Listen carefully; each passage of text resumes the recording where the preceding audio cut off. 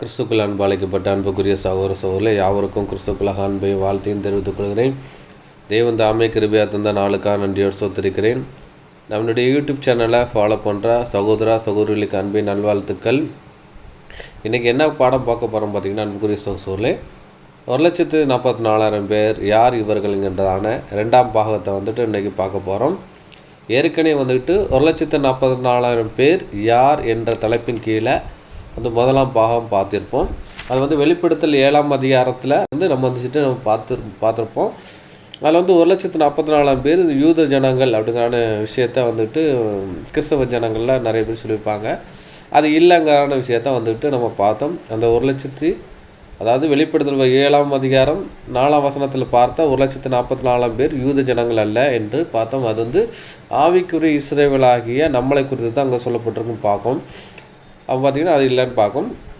இப்போ ரெண்டாவது பார்த்திங்கன்னா போன பாடத்தில் நம்ம சொல்லியிருப்போம். ஏன்னா வெளிப்படுத்தல் 14ஆம் அதிகாரத்துலேயும் 1,44,000 பேர் இருக்காங்கன்னு சொல்லி நம்ம பார்த்துருப்போம். அதை தான் இன்றைக்கி பார்க்க போகிறோம். இன்றைக்கி 2ஆம் பாகம்ங்கிறதான தலைப்பின் கீழே அனுப்பிச்சப்பறம் நம்ம இன்றைக்கி பார்க்க போகிறோம். இந்த எண்ணிக்கை யாருங்கிற விஷயத்தை பார்க்கலாம். வெளிப்படுத்தல் 14:1-5 வசனங்கள் படிக்க போகிறோம். இதில் வர்ற 1,44,000 பேர் யாருங்கிறான விஷயத்த நம்ம பார்க்க போகிறோம்னு பார்ப்போம்.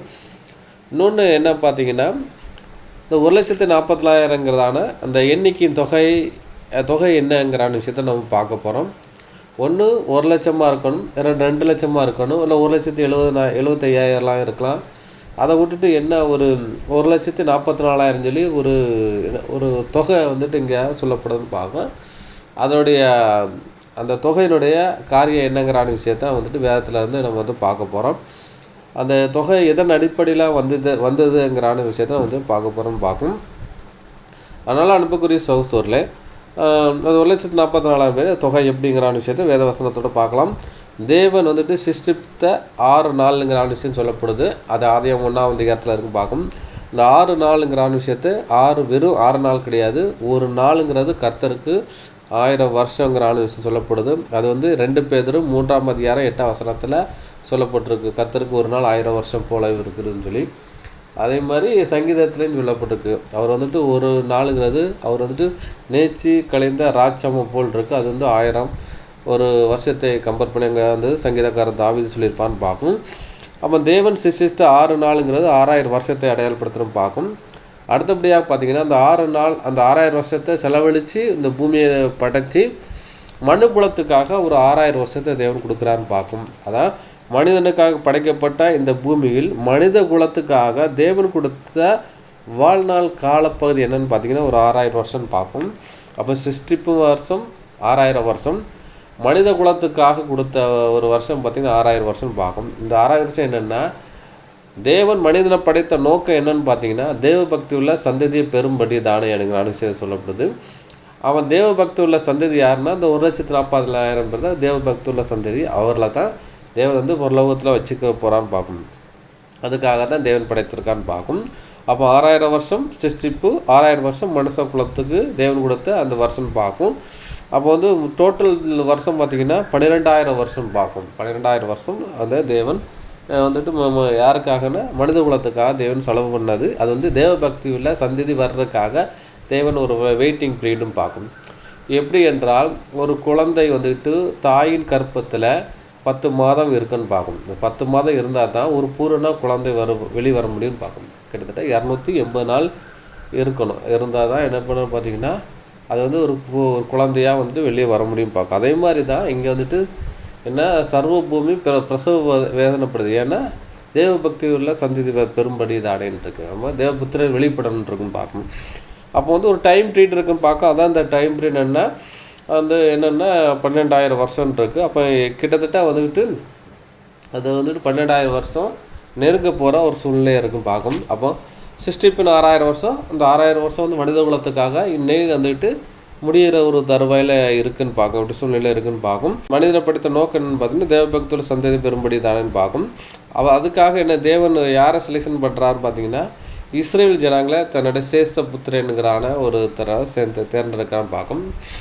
அவங்கள்ட்ட 12 கோத்திரத்தை தேவன் தேர்ந்தெடுக்கிறாரு. அந்த 12 கோத்திரத்தில் பார்த்தீங்கன்னா தேவபக்தி உள்ள சந்ததியை வரணும்னு சொல்லி பார்க்குறாரு. அவர்களை திட்டத்துக்கு என்ன செய்யணும் பார்த்தீங்கன்னா அவங்க இசைவாக வாழலான்னு பார்க்கும். யாருன்னா இஸ்ரேல் ஜனங்களை தான் என்ன பார்த்தீங்கன்னா இந்த சீயோனுடைய அழைப்பு அங்கே இருந்துச்சுன்னு பார்க்கும். நீங்கள் வந்து ஏசியா தீர்க்க தரிசனம் பழைய ஏற்பாடில் தீர்க்க தரிசனம் புஸ்தகத்தை படிச்சிங்கன்னா சீயோன் குமார்த்தி அப்படிங்கிறான விஷயங்களை யார் அடையாளப்படுத்தும் பார்த்தீங்கன்னா இஸ்ரேல் ஜனங்களுக்கு தான் அடையாளப்படுத்தும். சீயோனுக்கு போகிற வழி என்னங்கிறான விஷயத்த கூட அங்கே இருக்குன்னு பார்க்கும். சீயோனுடைய அழைப்பு யாருக்கு இருந்துச்சுன்னு பார்த்தீங்கன்னா இஸ்ரேல் ஜனங்கள் இருக்குது. அவங்க அல்லல் தட்டினால ஆண்டவராகிய இயேசு கிறிஸ்துக்கு வந்து முதல் பிரசங்கம் அவங்களுக்கு தான், பரலோக அழைப்பு பிரசங்கம் அவங்கள்ட்ட தான். அவங்க வந்து அல்லல் தட்டினால தேவனுடைய ராஜ்யம் அவங்கள்ட்ட பிடுங்கப்படுதுன்னு பார்க்கும். அதான் மத்தேயு 21:43 சொல்லப்படுது.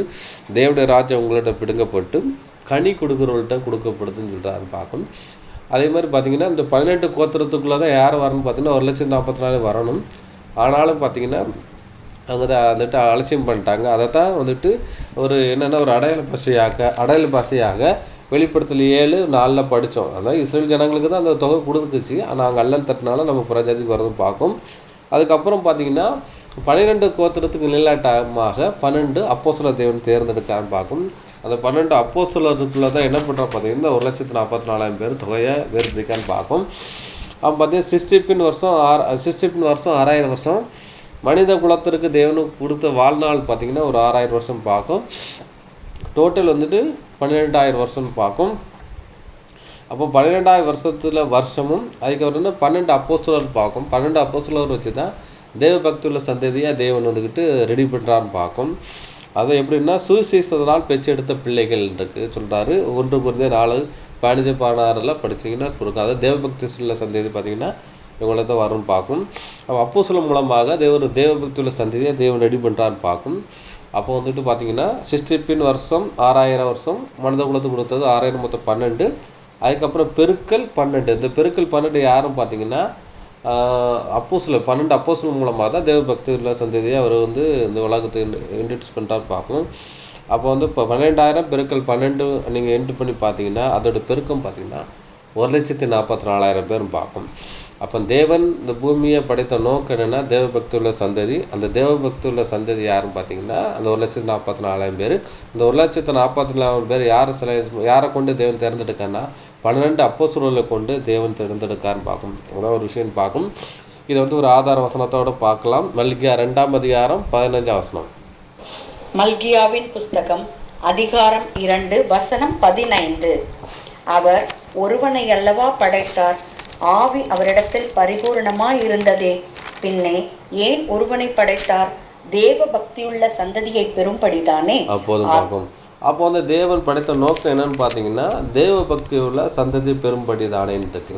அப்போ தேவ பக்தி உள்ள சந்ததி யாரும் பார்த்தீங்கன்னா ஆதாம் மூலமாக தான் அந்த விஷயங்கள் பண்ணணும்னு பார்த்தாரு. ஆதாம் வந்து கீழ்ப்படியாமக்குள்ள போனார். இருந்தாலும் ஆதாமனுடைய சந்ததியில் தான் யார் வரும் பார்த்தீங்கன்னா 1,44,000 பேர் வரான்னு பார்க்கும். அந்த சந்ததி யாரில் வருதுன்னு பார்த்தீங்கன்னா 12 அப்போஸ்தலர் தேவன் தேர்ந்தெடுக்கிறார். அந்த 12 அப்போஸ்தலர் தேர்ந்தெடுத்தது யாருன்னா இயேசு கிறிஸ்து மூலமாக தான் அந்த சந்ததி வரும்னு பார்க்கும். அதை கூட படிக்கலாம். கலாத்தியர் 3:16. கலாத்தியருக்கு எழுதின நிருபம் அதிகாரம் 3:16. ஆபிரகாமுக்கும் அவனுடைய சந்ததிக்கும் வாக்குத்தத்தங்கள் பண்ணப்பட்டன. சந்ததிகளுக்கு என்று அநேகரை குறித்து சொல்லாமல் உன் சந்ததிக்கு என்று ஒருவனை குறித்து சொல்லியிருக்கிறார். அந்த சந்ததி கிறிஸ்துவே. அவன் பார்த்தீங்கன்னா அந்த சந்ததி கிறிஸ்துவேன்னு ஆபிரகாமுடைய சந்ததியில தான் யார் வர்றான்னு பார்த்தீங்கன்னா நம்ம ஆண்டவராகிய இயேசு கிறிஸ்து அந்த வர்றான்னு பார்க்கும். யூதா கோத்திரத்தில் வரான்னு பார்க்கும். அந்த யூதா கோத்திரத்தில் வந்து அந்த சந்ததி யார் கிறிஸ்து. அந்த கிறிஸ்துவனுடைய சந்ததியில தான் யார் வரும்னு பார்த்தீங்கன்னா தேவ பக்தி உள்ள சந்ததி வருதுன்னு பார்க்கும். கிறிஸ்து தலை நம்மளுடைய அவயங்கள்னு பார்க்கும். அப்போ அவருடைய சந்ததியில் தான் யார் வரான்னு பார்த்தீங்கன்னா 1,44,000 பார்க்கும். அந்த இயேசு கிறிஸ்து தான் 12 அப்போஸ்தலரை தேர்ந்தெடுத்து 12 அப்போஸ்தலர் மூலமாக என்ன பண்ணுறோம் பார்த்தீங்கன்னா தேவபக்தி உள்ள சந்ததியை அனுப்பிச்சது இந்த உலகத்துக்கு கொண்டு வரான்னு பார்க்கும். படிக்கலாம். 1 கொரிந்தியர் 4:15-16. கொரிந்தியருக்கு எழுதின முதலாம் நிருபம் அதிகாரம் 4:15 மற்றும் 16. கிறிஸ்துவுக்குள் 10,000 உபாத்தியாயர்கள் உங்களுக்கு இருந்தாலும் தகப்பன்மார் அநேகர் உங்களுக்கு இல்லையே. கிறிஸ்து இயேசுவுக்குள் சுவிசேஷத்தினால் நான் உங்களை பெற்றேன். ஆகையால் என்னை பின்பற்றவர்களாகுங்கள் என்று உங்களுக்கு புத்தி சொல்லுகிறேன். அப்போதும் பார்க்கும். அப்போ என்ன சொன்னார் பார்த்தீங்கன்னா, அநேகர் என்ன சொல்ற, கிறிஸ்து இயேசுக்குள் சுவிசேஷனால் பெற்றிருக்கிறேன், ஆகையால் என்னை பின்பற்றுவர்களாக இருக்கும்படி உங்களுக்கு புத்தி சொல்கிறேன். அப்போ என்ன சொல்றேன்னா, கிறிஸ்து இயேசுக்குள் சுவிசேஷனால் பெற்றெடுத்தேன். அப்போ இயேசு கிறிஸ்து சீசனை எப்படி பெற்றெடுத்தாருன்னா சுவிசேஷனால் பெற்றெடுத்துறாரு. இப்போ 12 அப்போஸ்தலர்கள் என்ன பண்ணுறா பார்த்தீங்கன்னா, ஒவ்வொரு பிள்ளைகளையும் சுவிசேஷனால் பெற்றெடுக்கிறாருன்னு பார்க்கும். அப்போ அதுதான் என்ன, தேவ பக்தி உள்ள சந்ததி என்ன செய்யுது வருதுன்னு பார்க்கும். இதை தான் 1,44,000 பேருங்கிறதான விஷயம் சொல்லப்படுதுன்னு பார்க்கும். சரி, இப்போ நம்ம வந்து ஒரு ஆதார வசனம் படிக்கலாம். 1,44,000 பேர் படிக்கலாம். வெளிப்படுத்தல் 14ஆம் அதிகாரம் 1, 3, 4, 5 வசனங்கள் படிக்கலாம். வெளிப்படுத்தின விசேஷம் அதிகாரம் 14 வசனங்கள் 1, 3, 4 மற்றும் 5. பின்பு நான் பார்த்தபோது, இதோ சியோன் மலையின் மேல் ஆட்டுக்குட்டியானவரையும் அவரோடே கூட அவருடைய பிதாவின் நாமம் தங்கள் நெற்றிகளில் எழுதப்பட்டிருந்த 144,000 பேரையும் நிற்க கண்டேன். அவர்கள் சிங்காசனத்திற்கு முன்பாகவும் 4 ஜீவன்களுக்கு முன்பாகவும் மூப்பர்களுக்கு முன்பாகவும் புது பாட்டை பாடினார்கள். அந்த பாட்டு பூமியிலிருந்து மீட்டு கொள்ளப்பட்ட 144,000 பேரே அல்லாமல் ஒருவரும் கற்றுக்கொள்ள கூடாதிருந்தது. ஸ்திரீகளால் தங்களை கரைப்படுத்தாதவர்கள் இவர்களே, கற்புள்ளவர்கள் இவர்களே, ஆட்டுக்குட்டியானவர் எங்கே போனாலும் அவரை பின்பற்றுகிறவர்கள் இவர்களே. இவர்கள் மனுஷரிலிருந்து தேவனுக்கும் ஆட்டுக்குட்டியானவருக்கும் முதற் பலனாக மீட்டு கொள்ளப்பட்டவர்கள். இவர்களுடைய வாயிலே கபடம் காணப்படவில்லை. இவர்கள் தேவனுடைய சிங்காசனத்திற்கு முன்பாக மாசில்லாதவர்களாய் இருக்கிறார்கள். அப்போதும் பார்க்கும் அன்புக்குரிய சகோதரர்களே, ஏதாவது சொல்லப்பட்டிருக்கும் பார்க்கும். அது பார்த்தீங்கன்னா அதில் முதலாம் வசனம் என்ன சொல்லப்பட்டிருக்குன்னா, பின்பு நான் பார்த்தபோது இதோ சியோன் மலை மேல் ஆட்டுக்குட்டியானவரையும் அவர்கள் கூட அவர் நாமம் அவருடைய பிதாவின் நாமம் தங்களுடைய நெற்றியில் எழுதப்பட்டிருந்தது. அப்போ பார்த்தீங்கன்னா ஆட்டுக்குட்டியானவருடைய நாமமும் அதுக்கப்புறம் பிதாவின் நாமமும் அங்கே எழுதப்பட்டிருக்கு பார்க்கும். அவர் நெற்றியில் எழுதப்பட்டிருந்தது. அந்த நெற்றியில் எழுதப்பட்ட தொகை என்னன்னு பார்த்தீங்கன்னா 144,000 பேரை நிற்க கண்டேன் இருக்காரு. அப்போ வந்துட்டு ஆட்டுக்குட்டியானவருடைய நாமம் இருக்குது, அதுக்கப்புறம் பார்த்தீங்கன்னா பிதாவின் நாமம்ங்கிற விஷயம் இருக்குன்னு பார்க்கும். இது எப்படின்னு பார்த்தீங்கன்னா, அப்போ வந்துட்டு ஜீவனுக்குள்ளே பிரவேசிக்கிறது, பரலோகத்துக்கு பிரவேசிக்கணும்னா ஒன்றாடு மீதாக உண்மையும் அனுப்பினாவே இயேசு கிறிஸ்துவை விசுவாசிப்பே நித்திய ஜீவன். அப்போ நித்திய ஜீவனை சுதந்திரிக்க வேண்டாம்ப்பா, நித்திய ஜீவனை சுதந்திரத்துக்க வேண்டும் என்றால், பரலோக ராஜ்யத்துக்கு சென்றடைய வேண்டும் என்றால், அப்போ வந்துட்டு ஒன்றான மீதவனாகிய பிதாவாகிய தேவனையும் அவர் குமாரனாகிய இயேசு கிறிஸ்துவை அறிவதே நித்திய ஜீவன். அப்போ அந்த அறிவை எங்கே இருக்கும், மனதில் இருக்கணும். அப்போ நம்ம மனதில் அறிஞ்சதுக்கு அப்போ தான் எங்கே போக முடியும் பார்த்தீங்கன்னா, அவர் ராஜ்யத்துக்கு பரலோக ராஜ்யத்துக்கு அவகாசியம் மாற முடியும்னு பார்க்கும். அப்படி தேவனுடைய குமாரன் கிறிஸ்துவை ஏற்றுக்கொண்டு பிதாவையும் யெகோவா தேவனுடைய நாமத்தை அறிந்து கொண்டவங்க தான் யாரும் பார்த்தீங்கன்னா இந்த 144,000 பேரும் பார்க்கும். அதுக்கப்புறம் பார்த்தீங்கன்னா அவர்கள் சிங்காசனத்துக்கு முன்பாகவும் 4 ஜீவனுக்கு முன்பாகவும் மூப்பருக்கு முன்பாகவும் புது பாட்டை பாடினார்கள். அந்த பாட்டு பூமியில் மீட்டு கொள்ளப்பட்ட 144,000 பேரை அல்லாமல் வேறு ஒருவரும் கற்றுக்கொள்ளக்கூடாதிருந்தது. அதுக்கப்புறம் சொல்லப்பட்டிருக்கு, ஸ்திரீகளால் தங்கள் கரைப்படுத்தாத இவர்களே. அவருடைய கேரக்டர், அதாவது அவருடைய குணாதிசயங்களை குறித்து சொல்லப்பட்டிருக்கு. அந்த 144,000 பேருடைய குணாதிசயங்கள் என்னன்னு பார்த்தீங்கன்னா, ஸ்திரீகளால் அவங்களை வந்து கரைப்படுத்தாத இவர்களே, கற்புள்ளவர்கள் இவர்களே, ஆட்டுக்குட்டியோட எங்கே போனாலும் அவர் பின்பற்றினவர்களே. ஆட்டுக்குட்டி என்ன யாருன்னு பார்த்தீங்கன்னா நம்ம ஆண்டவராகிய இயேசு கிறிஸ்து. நம்ம ஆண்டவராகிய இயேசு கிறிஸ்து எங்கே போனாலும் அவங்க பின்பற்றினவர்களே. அதான் சொல்றாருல, பவுல் சொல்றாருல, என்ன சொன்னாரு, கிறிஸ்து இயேசுக்குள் சுவிசேஷனால் பெற்றெடுத்தேன்னு சொல்றாரு. என்னை பின்பற்றுங்கள் இருக்காரு. அப்போ வந்து இயேசு கிறிஸ்து என்ன சொல்றாரு பார்த்தீங்கன்னா, சீசன்ல பார்த்து என்ன சொல்றாரு, என்னை பின்பற்றுங்கள்னு சொல்லி என்ன சொல்றாரு, அவங்க சுவிசேஷம் அழைக்கும் போது ஒவ்வொருத்தரையும் அழைக்கிறாரு, என்னை பின்பற்றுங்கன்னு சொல்றாரு. அவர் பின்பற்றி போனவர்களுக்கு வந்து ராஜ்யத்து சுவிசேஷத்தை அறிவிக்க ஆரம்பிப்பாங்க. அதான் இங்கே சொல்லப்படுது. இவர் மனுஷனிடமிருந்து தேவனுக்கும் ஆட்டுக்குட்டியான முதற்பரான் மீட்டு கொண்டப்பட்டவர்கள். அவங்க முதற்பரான்ங்கிற விஷயம் சொல்லப்பட்டிருக்கு. இவர்கள் வாயில் கபடு காணப்படவில்லை. இவர்கள் தேவனுடைய சிங்காசனத்துக்கு முன்பாக மாசு இல்லாத இருக்கிறவர்கள். சிங்காசனத்துக்கு முன்பாக மாசு இல்லாதவர்கள்ங்கிற விஷயத்தை இங்கே சொல்லப்படுதுன்னு பார்க்கும். பார்த்தீங்கன்னா என்ன பார்க்க போகிறோம் பார்த்தீங்கன்னா, முதல்ல சியோன் மலை எங்கே இருக்குது அங்கே விஷயத்த நம்ம படிக்க போகிறோம். ஏன்னா பூமியிலே கூட தாவீது வாழ்ந்த இடத்துல தாவீது நகரம் சொல்லி சியோன் சொல்லி சொல்லப்பட்டிருக்கு. இங்கே ஒன்று இருக்குது பார்க்கும். ஆனால் அந்த சியோன் மலை எங்கே இருக்குன்னு விஷயத்த நம்ம பார்க்க போகிறோம். ரெண்டாவது பார்த்தீங்கன்னா, பிதாவின் நாமம் தங்கள் நெற்றியிலே எழுதப்பட்டிருந்த 144,000 பேரை நிற்க கண்டேன் விஷயம் பார்க்க. ரெண்டாவது வந்துட்டு இந்த 2வது வந்து பிதாவின் நாமும் தங்களை நெற்றியில் எழுதப்பட்டிருந்த 1,40,000 நிற்க கண்டேன்னு சொன்னாங்களா, அவங்க யாருங்கிறான விஷயத்தை பார்க்க போகிறோம். 3வது விஷயம் என்ன பார்த்தீங்கன்னா, ஸ்திரீகளால் தங்களை கரைப்படுத்தாத இவர்களே கற்புள்ளவர்கள் இவர்களேன்னு இருக்கு. அவங்க வந்து கற்புள்ள இவர்களே என்ன, அப்போ திருமணம் ஆகாதவர்களா ஆகிறான விஷயத்தை நம்ம வந்து பார்க்க போகிறோம். இன்றைக்கும் பார்த்தீங்கன்னா டிபிஎம் சொல்லி சொல்கிற சபையில் நிறைய பேர் என்ன பண்ணுறாங்க பார்த்தீங்கன்னா, இந்த வசனத்துக்கு நிலாட்டமாக அதாவது சொல்லார்த்தமாக எடுத்துக்கொண்டு என்ன பண்ணுறாங்க பார்த்தீங்கன்னா, திருமணம் ஆகாமல் என்ன செய்கிறாங்க இருக்காங்க, திருமணமாக ஊழியம் செய்கிறாங்கன்னு பார்க்கும். அது சரிதானா, அப்படி இருந்தால் தான் பரலோக ராஜ்யம் போக முடியுமாங்கிற விஷயத்த வந்து நம்ம பார்க்க போகிறோம். 4வது வந்துட்டு பார்த்தீங்கன்னா, ஆட்டுக்குட்டியான எங்கே போனாலும் அவரை பின்பற்றி இவர்களே அப்படிங்கிற விஷயம் சொல்லப்படுது. 5வது விஷயம் என்ன பார்த்தீங்கன்னா, 5வது காரியம் என்ன பார்க்க போகிறோம்னு பார்த்தீங்கன்னா, மனுஷரிலிருந்து தேவனுக்கும் ஆட்டுக்குட்டியானவருக்கும் முதற்பலனாக மீட்கொள்ளப்பட்டவர்கள்ங்கிற விஷயத்தை பார்க்க போகிறோம். 6வது காரியம் என்ன பண்ண பார்த்தீங்கன்னா, இவர்கள் வாயிலே கபடு காணப்படவில்லை அப்படிங்கிற விஷயத்தை சொல்லப்படுது பார்க்கும். இதான் சொல்லப்பட்டிருக்கு. இதை என்ன செஞ்சு நம்ம பார்க்க போகிறோம். அதான் 1,40,000 பேருன்னு சொல்லப்பட்டிருக்கு. இது யாருங்கிற விஷயத்தை நம்ம வந்து பார்க்க போகிறோம். முதலாவது இந்த சீயோன் மலை எங்கே உள்ளது, எங்கே இருக்குங்கிற விஷயத்தை நம்ம வந்து படிக்க போகிறோம். படித்தலாம். எபிரேயர் 12ஆம் அதிகாரம் 22, 23, 24 வசனங்கள் படிக்கலாம். எபிரேயருக்கு எழுதின நிருபம் அதிகாரம் 12 வசனங்கள் 22, 23 மற்றும் 24.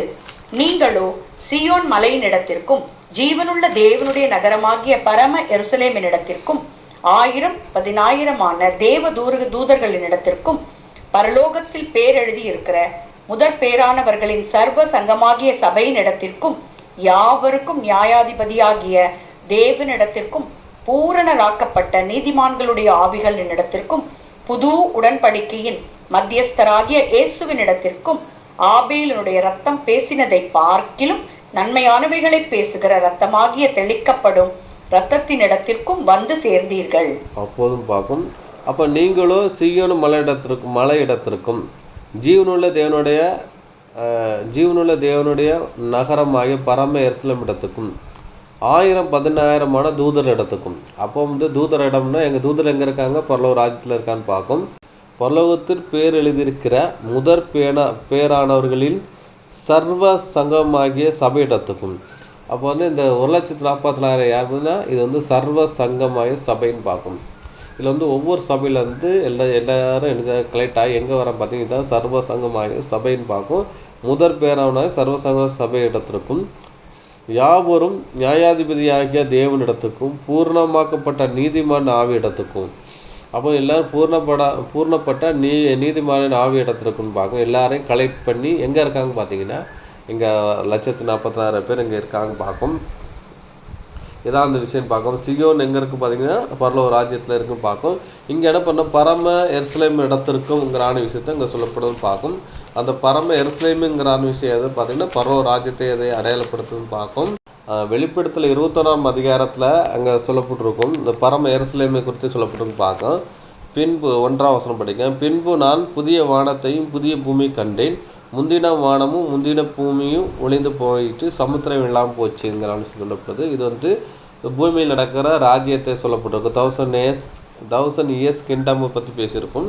அப்போ பார்த்தீங்கன்னா இங்கே வந்துட்டு 1000 கிங்டம் ஆரம்பிக்க ரெடி ஆகிடுது. அப்போ வந்து இங்கே ஆளுகை செய்யறதுக்காக என்ன பண்ணுறோம் பார்த்தீங்கன்னா அங்கே எங்கே இருக்குன்னா பரம எருசலேம் எங்கே இருக்குன்னு பார்த்தீங்கன்னா சீயோன் மலையிடத்துக்கும் ஜீவனுள்ள தேவனுடைய நகரமாக பரம எருசலேம் இடத்திற்கும் அப்படின்னு சொல்லிருக்கு. பரம எருசலேம் இடத்துக்கு யார் போய் சேர்ந்துன்னா இந்த 1,40,000 பேர் சேர்ந்துருக்காங்க.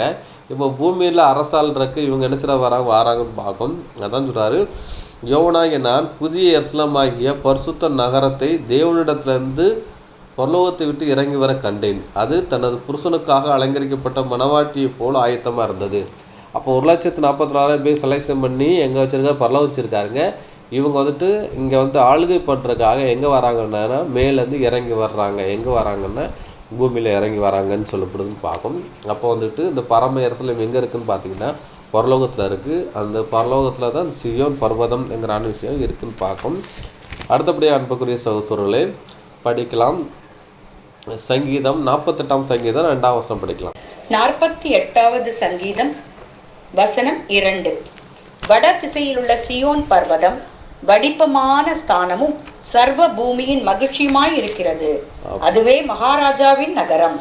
அப்போது பார்க்கும். அப்போ பார்த்தீங்கன்னா வட திசையில் உள்ள சியோன் பர்வதம் படிப்பமான சாணமும் சர்வ பூமிக்கும் மகிழ்ச்சியாக இருக்கிற அதுவே மகாராஜா, அது வந்துட்டு அதுவே மகாராஜாவின் நகரம் சொல்லி சொல்லப்பட்டிருக்கு. அது வந்துட்டு படிப்பமான சாணமும் சொல்லப்பட்டிருக்கு. இதோட அளவு குறித்து பார்த்தீங்கன்னா வெளிப்படுத்தல் 22ஆம் அதிகாரத்தில் இந்த குறித்து சொல்லப்பட்டிருக்கு பார்க்கும். வட திசையில் உள்ள சியோன் பர்வதம் சொல்லப்பட்டிருக்கு. அப்போ இது எங்கே இருக்குது பார்த்தீங்கன்னா பூமியிலேருந்து வட திசையில் இருக்குது. வடக்கு எங்கே இருக்குன்னு பார்த்தீங்கன்னா அங்கே பரலோகம் இருக்குது அப்படிங்கிற விஷயத்தை இங்கே சங்கீதக்காரர் தாவீது சொல்கிறான்னு பார்க்கும். அப்போ பரலோகத்தில் இருந்து பூமியை பார்த்தா பூமி எங்கே இருக்குது, தென் திசையில் இருக்குதுன்னு பார்க்கும். அப்போ என்னது வட திசையில் உள்ள சியோன் பர்வதம் அப்படிங்கிற விஷயம் சொல்லப்படுது. அது வடிப்பமான சாணமும் சர்வ பூமிக்கு மகிழ்ச்சியாக இருக்கிறது. அது மகாராஜன் மாநகரம் சர்வ பூமிக்கு மகிழ்ச்சியாக இருக்குது. அப்போ எல்லாருடைய எண்ணங்கள் என்னென்னா எல்லாரும் பரலோக ராஜ்யத்துக்கு போகணும், அந்த பரலோக ராஜ்யத்தை பார்க்கணுங்கிறதான ஒரு எண்ணம் இருக்குது. அதுதான் ஒரு மகிழ்ச்சின்னு இருக்குது. அதை தான் வந்து சபை அங்கே வந்துட்டு வாஞ்சிக்குன்னு பார்க்கும். அதை தான் இங்கே சொல்லப்படுது. அது வந்து சர்வ பூமிக்கு மகிழ்ச்சியாக இருக்குது. அது மகாராஜன் மாநகரம். அப்போ மகாராஜன் யார் பார்த்தீங்கன்னா நம்ம ஆண்டவராக இயேசு கிறிஸ்து அதை அடையாளப்படுத்துது. அது பிதாவாகிய தேவனையும் அதை அடையாளப்படுத்துன்னு பார்க்கும். அப்போ வந்துட்டு சியோன் பர்வதம் எங்கே இருக்குன்னு பார்த்தீங்கன்னா அது பரலோகத்தில் இருக்குங்கிற விஷயம் சொல்லப்படுதுன்னு பார்க்கும். அதுக்கப்புறம் படிக்கலாம். ஏசாயா 4ஆம் அதிகாரம் 5ஆம் வசனம் படிக்கலாம். ஏசாயாவின் புஸ்தகம் அதிகாரம் 4 வசனம் 5. அப்பொழுது கர்த்தர் சீயோன் மலையில் உள்ள எல்லா வாசஸ்தலங்களிலும் அதன் சபைகளின் மேலும் பகலில் மேகத்தையும் புகையையும் இரவில் கொழுந்துவிட்டு எரியும் அக்னி பிரகாசத்தையும் உண்டாக்குவார். மகிமையானவைகளின் மேலெல்லாம் காவல் உண்டாயிருக்கும். பார்க்கும். அப்பொழுது கர்த்தர் சீயோன் மலையில் உள்ள எல்லா வாசஸ்தலங்களையும் அதன் சபையின் மேலும் அடைஞ்சிருக்கு. அவர் சபையின் யாரும் சர்வ சங்கமாகிய அந்த 1,44,000 பேரை சொல்லப்பட்டிருக்கும் பார்க்கும். அப்போ வந்துட்டு சியோன் மலையும் எல்லா வாசஸ்தலங்களையும் எல்லா சபையின் மேலும் சொல்லப்பட்டிருக்கு. அப்போ அந்த மலை அந்த சியோன் மலையை குறித்து இங்கே சொல்லப்பட்டிருக்கு. இங்கே என்ன சொன்னால் சபையை குறித்துங்கிற இங்கே சொல்லப்படுதுன்னு பார்க்கும். அடுத்தபடி அன்புக்குரிய சகோதரர் இதெல்லாம் என்ன பார்த்தோம் பார்த்தீங்கன்னா இது வந்துட்டு இந்த சியோன் மலை எங்கே இருக்குங்கிறதான ஆதாரத்தை தான் இங்கே பார்க்கும். இங்கே ஏசாயா தீர்க்கதரிசி கூட ஒரு ஆதார வசனமாக கொடுத்துருக்காரு. அப்போ சியோன் எங்கே இருக்குன்னு பார்த்தீங்கன்னா பரலோகத்தில் இருக்குது. அதான் சொல்றாரு, அப்பொழுது கர்த்தர் சியோன் மலையில் உள்ள எல்லா வாசஸ்தலங்களையும் எல்லா சபைகளையும் பகலில் மேகத்தையும் புகையையும் இரவில் குளிர்ந்துவிட்டு எரிகிற அக்கினியும் பிரகாசம் உண்டாக்குவார். மகிமையின் எல்லாம் காவல் உண்டாயிருக்கும் சொல்லப்படுத்திருக்கும். இது எப்படின்னு பார்த்தீங்கன்னா இஸ்ரேல் ஜனங்கள் வந்துக்கிட்டு அந்த வனாந்தரத்தில் பகலில் மேக சம்பவம் இரவில் வந்து அக்னி சம்பவமாக இருந்து அவர் வழி நடத்துகிற விஷயம் இருக்குல்ல, அதே மாதிரி தான். அப்போ தேவனோட ப்ரெசன்ஸ் வந்துட்டு அந்த இஸ்ரேல் ஜனங்களில் இருந்து இஸ்ரேல் சபைங்கிறதான விஷயத்தை அங்கே வந்துட்டு அவர் வந்து தன்னுடைய சொந்த சபைங்கிறதான விஷயத்தை அங்கே பார்த்தான்னு பார்க்கணும். அதே மாதிரி இங்கே பார்த்தீங்கன்னா 1,46,000 சபையாக அங்கே வச்சுருக்காருன்னு பார்க்கணும். அதுதான் இது ஒரு அடையாளப்படுத்துறது மாதிரி இதாமா இருக்குன்னு பார்க்கும். இன்னொரு வசனம் கூட படிச்சிடலாம். யோவேல் 3ஆம் அதிகாரம் 17ஆம் வசனம் படிக்கலாம். யோவேல் தீர்க்க தரிசன புஸ்தகம் அதிகாரம் 3 வசனம் 17. என் பரிசுத்த பர்வதமாகிய சீயோனிலே வாசமாயிருக்கிற நான் உங்கள் தேவனாகிய கர்த்தர் என்று அப்பொழுது அறிந்து கொள்வீர்கள். அப்பொழுது எருசலேம் பரிசுத்தமாயிருக்கும், அந்நியர் இனி அதை கடந்து போவதில்லை. போதும் பார்க்கும். என் பரிசுத்த பர்வதமாகிய சீயோனிலே வாசமாயிருக்கிற நான் உங்கள் தேவனாகிய கர்த்தர் என்று அப்பொழுது அறிந்து கொள்வார்கள். அப்போ வந்து என்ன சொல்ல, என் பரிசுத்த பர்வதமாகிய சீயோனில் வாசமாயிருக்கிற நான் உங்கள் தேவனாகிய கர்த்தர் என்று அப்பொழுது அறிந்து கொள்வார்கள். இது பரலோக ராஜ்யத்தை அடையாளப்படுத்தும் பார்க்கும். அப்பொழுது எருசலேமில் பரிசுத்தமாக இருக்கும், அந்நியர் இனி அதை கடந்து வருவதில்லை. அப்போ என்ன பண்ணுறோம் பார்த்தீங்கன்னா இங்கே வந்துட்டு என்னென்னா இப்போ எங்கே போகிறோம்னா அப்பொழுது எருசலேம் பரிசுத்தமாக இருக்கும், அந்நியர் இனி அதை கடந்து வருவதில்லை. இங்கே விஷயம் பரம எருசலேம் இடத்துக்கும் சொல்லப்பட்டிருக்கு. அப்போ பரம எருசலேம் எங்கே இருக்குன்னா பரலோக ராஜ்யத்தில் ஒரு நிழலான ஒரு விஷயம் அங்கே சொல்லப்படுதுன்னு பார்க்கும். அப்போ அந்நியர் வர முடியாதுன்னு பார்த்தீங்கன்னா அப்போ 1,44,000 பேர் அல்லாமல் வேறு யாரும் எங்கே போக முடியாது பார்த்தீங்கன்னா பரலோகத்துக்கு போக முடியாது என்கிற விஷயம் சொல்லப்படுதுன்னு பார்க்கும். அதுக்கப்புறம் பார்த்தீங்கன்னா 87ஆம் சங்கீதம் 7ஆம் வசனத்தை சொல்லப்பட்டிருக்கும். சீயோனில் தேவனுடைய நதின்னு சொல்லப்பட்டு பார்க்கும். அதை கூட படிக்கலாம். சங்கீதம் 87ஆம் சங்கீதம் 7ஆம் வசனம் படிக்கலாம். சங்கீதங்களின் புஸ்தகம் அதிகாரம் 84 வசனம் 7. அவர்கள் பலத்தின் மேல் பலம் அடைந்து சியோனிலே தேவ சந்நிதியில் வந்து காணப்படுவார்கள். அப்போ வந்து சியோன் எங்க இருக்கு பார்த்தீங்கன்னா தேவ சன்னதி அப்படிங்கிற விஷயம் சொல்லப்படுதுன்னு பார்க்கும். அவங்களுக்கு பலத்தின் மேல் பலம் அடைந்து சீயோனுடைய தேவனுடைய சந்தையில் காணப்படுவார். யார் வரனா யார் வாரம் பார்த்தீங்கன்னா இங்கே 1,44,000 பேர் இதை அடையாளப்படுத்தும் விதமாக இருக்குன்னு பார்க்கும். அதுக்கப்புறம் பார்த்தீங்கன்னா சங்கீதம் 2ஆம் அதிகாரம் 6ஆம் வசனம் படிக்கலாம். சங்கீதங்களின் புஸ்தகம் அதிகாரம் 2 வசனம் 6. நான் என்னுடைய பரிசுத்த பர்வதமாகிய சியோன் மீதில் என்னுடைய ராஜாவை அபிஷேகம் பண்ணி வைத்தேன் என்றார். நான் என்னுடைய பரிசுத்த பர்வதமாகிய சியோன் மீதில் என்னுடைய ராஜாவை அபிஷேகம் பண்ணி வைத்தேன். அந்த ராஜா யார் பார்த்தா நம்ம ஆண்டவராகிய இயேசு கிறிஸ்துன்னு பார்க்கும். அப்போ இங்கே சொல்லப்போது என்னுடைய பரிசுத்த பர்வதமாகிய சியோன் மீதில் என்னுடைய ராஜாவை அபிஷேகம் பண்ணியிருக்கேன். அப்போ சியோன் எங்கே இருக்குன்னு பார்த்தீங்கன்னா பரலோக ராஜ்யத்தில் இருக்குது. அந்த 1,44,000 பேர் எங்கே இருக்கான்னு பார்த்தீங்கன்னா அந்த பரலோக ராஜ்யத்தில் இருக்காங்க. அது வந்து தேவனுடைய சன்னதி அப்படிங்கிற விஷயம் சொல்லப்படும். சியோனுங்கிறது தேவனுடைய தேவ சன்னதின்னு சொல்லப்பட்டிருக்கு. அதுக்கப்புறம் பார்த்தீங்கன்னா அது பரிசுத்த பர்வதம் என்று அழைக்கப்படுதுன்னு பார்க்கும். அதாவது இங்கே சொல்லப்படுதுன்னு பார்க்கும். அப்போ அது சியோன் மலை எங்கே இருக்குன்னா பரலோக ராஜ்யத்தில் இருக்குங்கிற விஷயம் சொல்லப்படுதுன்னு பார்க்கும்.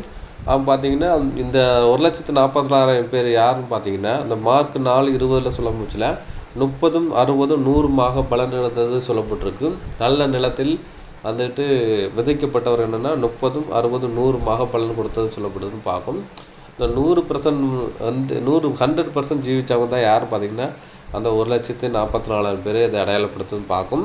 அடுத்தபடியாக அன்புக்குரிய சகோதரர்களே, பிதாவின் நாமம் தங்கள் நெற்றியிலே எழுதப்பட்டிருந்த 1,44,000 நிற்க கண்டேன்னு சொல்லப்பட்டிருக்கு.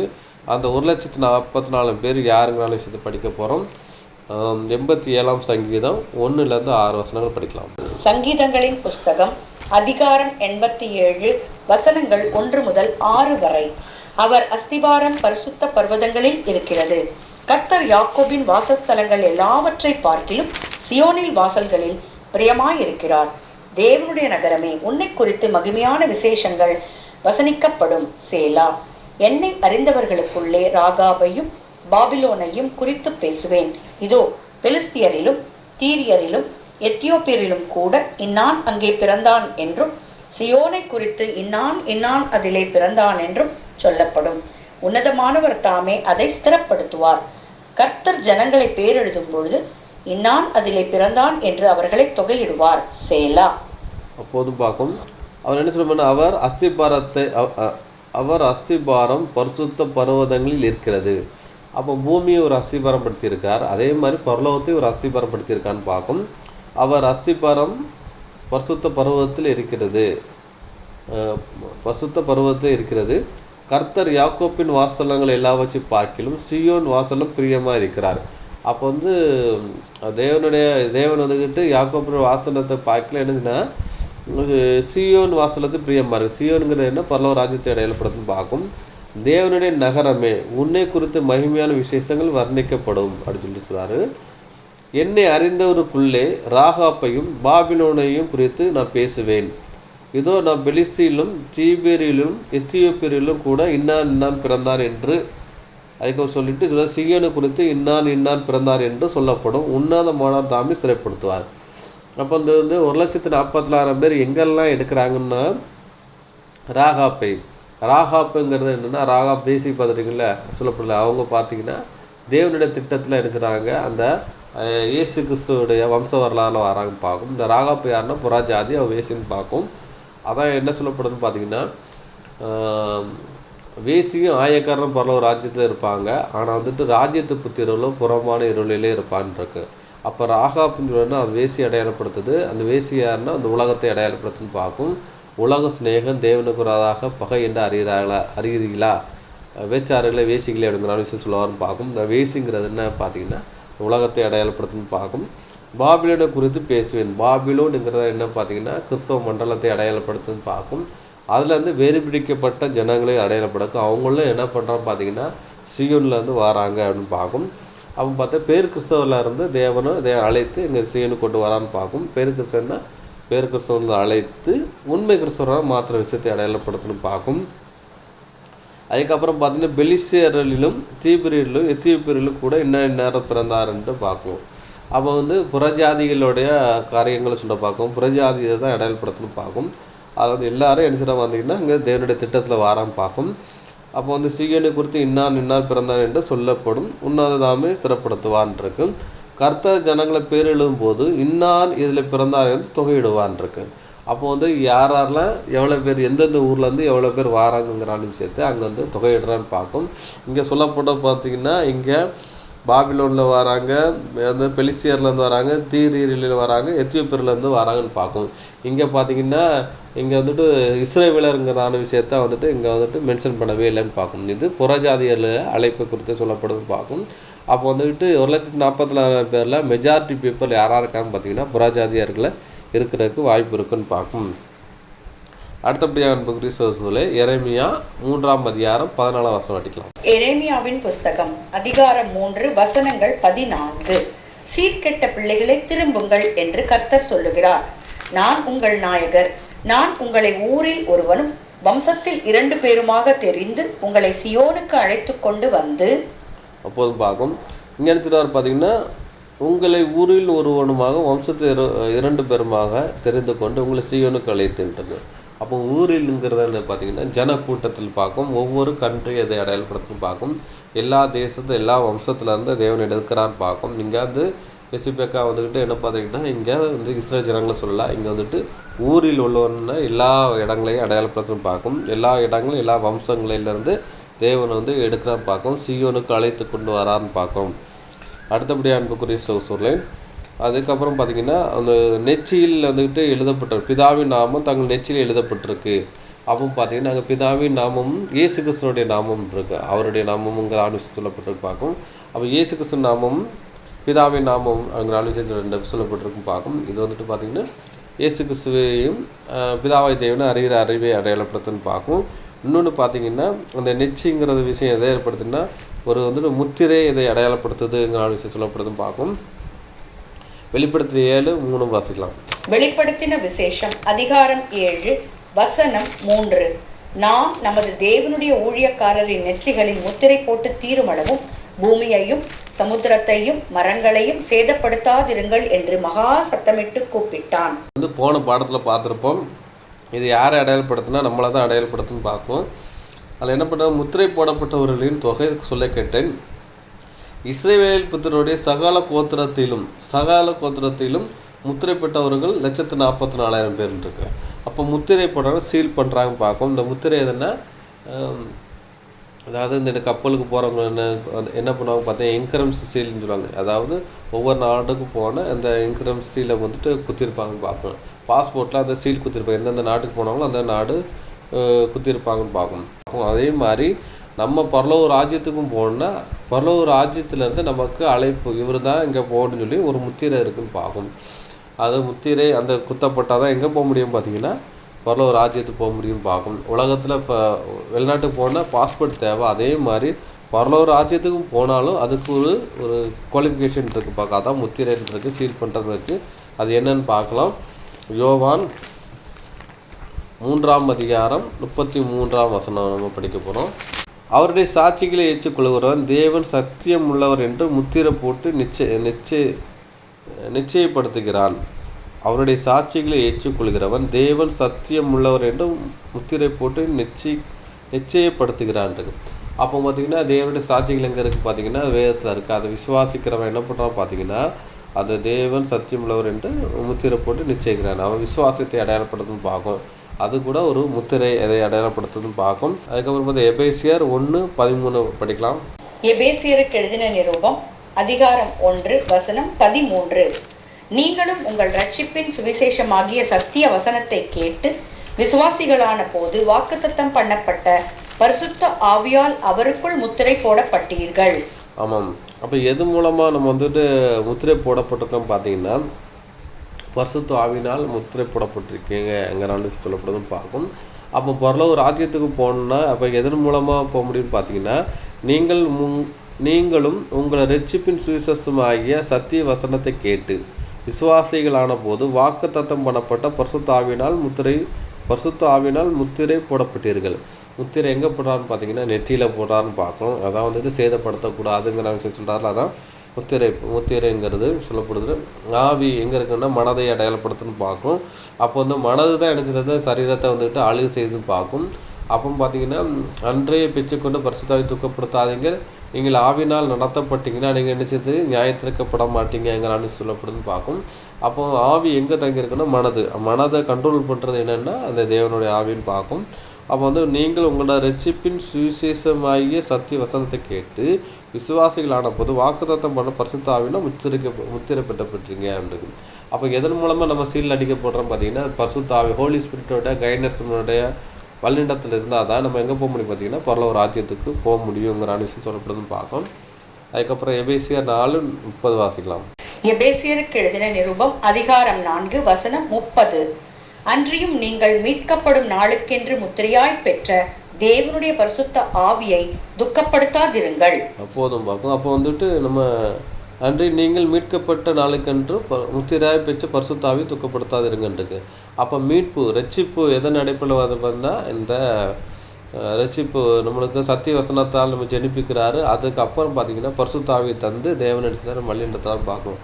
அப்போ பரிசுத்த ஆவி தான் நம்ம கொடுக்குறத ஒரு முத்திரை, ஒரு அச்சாணி எங்கள் விஷயத்தை சொல்லப்படுதுன்னு பார்க்கும். அடுத்தபடி அன்புக்குரிய சகோதரர்களே, வெளிப்படுத்தல் 22ஆம் அதிகாரம் 4ஆம் வசனம் படிக்கலாம். வெளிப்படுத்தின விசேஷம் அதிகாரம் 22 வசனம் 4.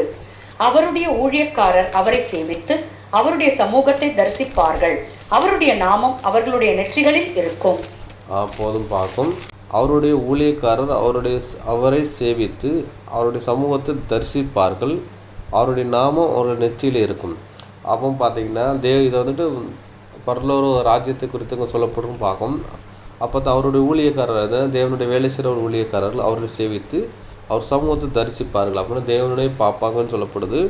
அவருடைய நாமம் அவர் நெற்றியில் இருக்கும் அப்படின்னு நெற்றியில் இருக்குன்னு சொல்லப்படுது. அப்படின்னா தேவனுடைய அந்த பரிசுத்த ஆவியை இதை கூட அடையாளப்படுத்துது, முத்திரையாக பிச்சை கூட பரிசுத்த ஆவியை அடையாளப்படுத்துது. இன்னொன்று யெகோவா தேவனை இதை அடையாளப்படுத்துதுங்கிற அவசியம் சொல்லப்படுதுன்னு பார்க்கும். அப்போது மற்றவங்களுக்கு இந்த யெகோவா தேவனுடைய நாமம் கூட தெரியாதுன்னு பார்க்கும். நிறைய யூஸ் பண்ண மாட்டாங்கன்னு பார்க்கும். அது பழைய ஏற்பாட்டில் பார்த்தீங்கன்னா ஓசியா 12:5 அந்த யெகோவாங்கிறதான நாமத்தை குறித்து சொல்லப்பட்டிருக்கு. அதுக்கப்புறம் நியாயாதிபதி 6:24 யெகோவா ஷாலம் என்று ஒரு பலிபீடத்தை கேட்டார், யாரும் கிதியோன்னு பார்க்காரு. அப்போ இந்த யெகோவா தேவனே இதை ஒரு அடையாளப்படுத்த விதமாக இருக்குன்னு பார்க்கும். அதுக்கப்புறம் பார்த்தீங்கன்னா லேவியாகவும் 8ஆம் அதிகாரம் 9ஆம் வசனத்தை படிக்கலாம். பார்த்தீங்கன்னா ஆசாரியர்கள் தன்னுடைய நெற்றி பட்டையிலுடைய அந்த பரிசுத்தத்தை குறித்து சொல்லப்படுதுன்னு பார்க்கும். வாசிக்கலாம். லேவியராகமம் அதிகாரம் 8 வசனம் 9. அவன் தலையிலே பாகையை தரித்து பாகையின் மேல் அவன் நெற்றியிலே பரிசுத்த கிரீடம் என்னும் பொற்பட்டத்தை கட்டினான். பார்க்கும். இது ஆசாரியர்கள் அவங்க நெற்றியில இருந்த விஷயத்தை அதை அடையாளப்படுத்துன்னு பார்க்கும்.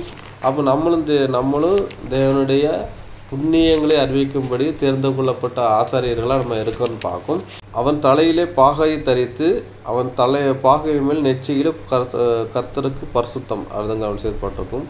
அப்போ எங்கள் வெளிப்படுத்தல் 22ஆம் அதிகாரத்தில் சொல்லப்பட்ட அந்த விஷயம் என்னன்னு பார்த்தீங்கன்னா அவங்களோட நெத்தியில் என்ன போட்டு பார்த்தீங்கன்னா அவருடைய நாமம் ஒரு நெத்தியிலே இருந்துச்சு. அவர் ஊழியர்கள்னு சொல்லப்பட்டு பார்க்கும். அந்த ஊழியர் யாரும் பார்த்தீங்கன்னா இந்த ஆசாரியர்களை அடையாளப்படுத்த இந்த ஆசாரியர் என்ன பண்ணா பார்த்தீங்கன்னா தேவனுடைய வேலை செய்கிறாங்க. அவங்களுடைய நெத்தியில் பொற்பட்டம் இருக்குது, அது கர்த்தருக்கு பரிசுத்தம் சொல்லப்பட்டிருக்குன்னு பார்க்கும். இதை யார் வச்சுருக்கான்னு பார்த்தீங்கன்னா அந்த ஊழியர்கள் ஆசாரியர் யாரை அடையாளப்படுத்த நம்மளை அடையாளப்படுத்துது தேவனுடைய நாமத்தை கர்த்தருக்கு பரிசுத்தங்கிறதான எண்ணத்தோட ஒரு வாழ்க்கை ஜீவியத்தை இதை அடையாளப்படுத்துன்னு பார்க்கும். அதுதான் பரிசுத்தம் இல்லாமல் ஒருவனும் கர்த்தரை தரிசிப்பது இல்லையேங்கிற விஷயம் சொல்லப்படுதுன்னு பார்க்கும்.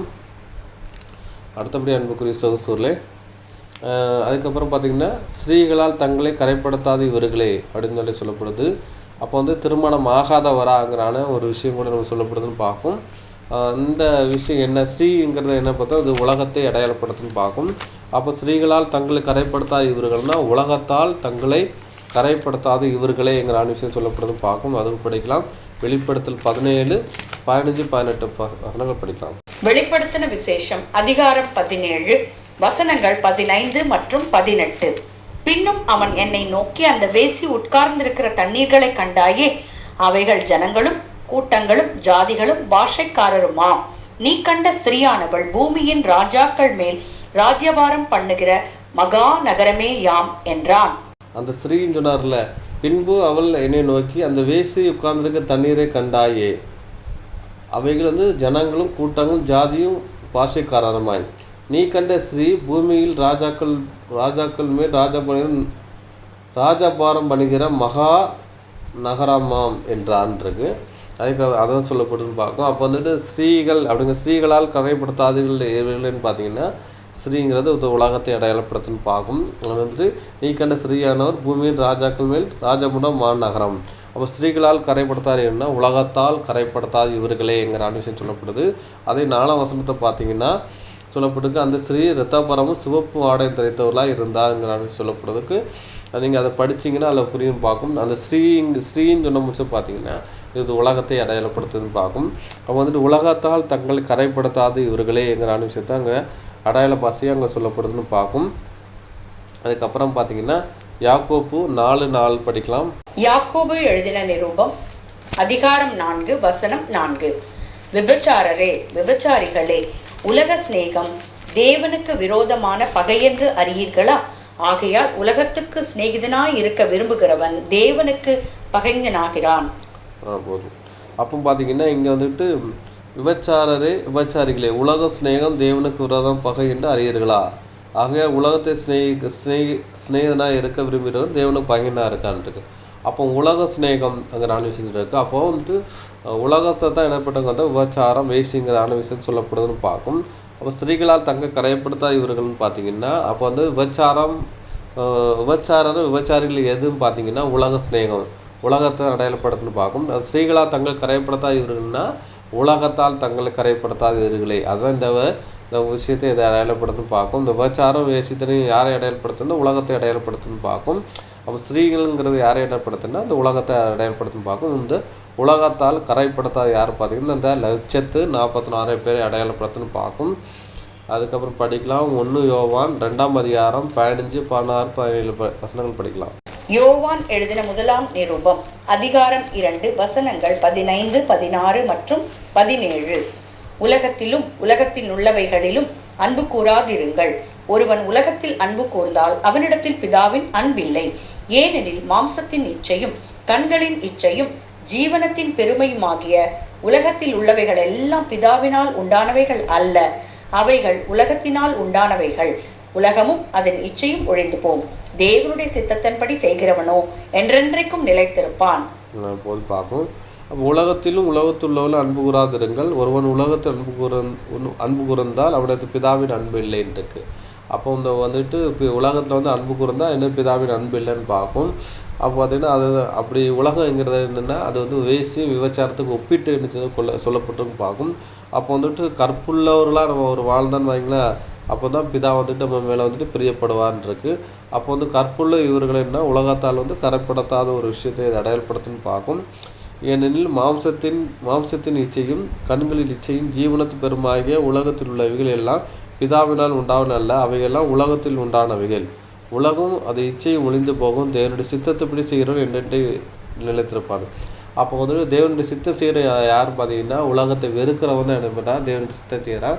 அதுதான் ஸ்திரீகளால் தங்களை கரைப்படுத்தாத விஷயம். உலகத்தால் கரைப்படுத்தாத யாருன்னா இவங்க உலகத்தால் கரைப்படுத்தாமல் இருந்தால் தான் பிதாவின் அன்பு என்ன செய்து பார்த்தீங்கன்னா நம்ம மேலே இருக்குங்கிற விஷயம் சொல்லப்படுதுன்னு பார்க்கும். அதுக்கப்புறம் பார்த்தீங்கன்னா கரைப்படுத்தாத இவர்களே அங்கிற விஷயம் சொல்லப்படுதுன்னு பார்க்கும். அப்போ உலகத்தால் உலகங்கிறான்னு பார்த்தீங்கன்னா ஸ்ரீ யாரை அடையாளப்படுத்தணும் இந்த உலகத்தை அடையாளப்படுத்துன்னு பார்க்கும். அப்போ வந்து உலகத்தால் கரைப்படுத்தாத விஷயத்தை படைத்தோம். அந்த கரைப்படுத்தா இவர்களேங்கிற விஷயம் சொல்லப்படுதுன்னு பார்க்கும். அது கூட படிக்கலாம். 2 பேதுரு 2ஆம் அதிகாரம் 13, 14 வசனம் படிக்கலாம். பேதுரு எழுதின 2ஆம் நிருபம் அதிகாரம் 2 வசனங்கள் 13 மற்றும் 14. இவர்கள் ஒரு நாள் வாழ்வை இன்பமென்றெண்ணி கரைகளும் இலச்சைகளுமாய் இருந்து உங்களோடே விருந்துண்கையில் தங்கள் வஞ்சனைகளில் உல்லாசமாய் வாழ்கிறவர்கள். விபச்சார மயக்கத்தால் நிறைந்தவைகளும் பாவத்தை விட்டொழியாதவைகளுமாய் இருக்கிற கண்களை உடையவர்கள். உறுதியில்லாத ஆத்துமாக்களை தந்திரமாய் பிடித்து பொருளாசைகளில் பழகின இருதயத்தை உடைய சாபத்தின் பிள்ளைகள்.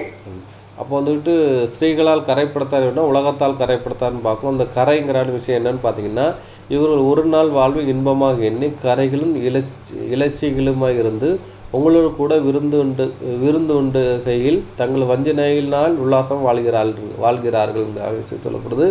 இந்த ஒரு நாளுங்கிற விஷயம் பார்த்தீங்கன்னா அது வந்து தேவனுடைய பார்வையில் 1000 வருஷத்தை அடையாளப்படுத்துது. அந்த ஒரு நாளுங்கிறது ஒரு மனிதனுடைய வாழ்நாட்களை அதை அடையாளப்படுத்துன்னு பார்க்கும். எப்படி என்றால் ஆதாம் வந்துட்டு பார்த்தீங்கன்னா வந்துட்டு 930 நாள் வரை வாழ்ந்தான்னு பார்க்கும். ஒரு நாள்னா தேவனுடைய பார்வையில் 1000 வருஷத்தை அடையாளப்படுத்துது. அதை வந்து 1000 வருஷத்தை கம்ப்ளீட் பண்ணலான்னு பார்க்கும். அப்போ வந்துட்டு ஒரு மனிதனுடைய ஜீவ காலத்தை அதை அடையாளப்படுத்துது.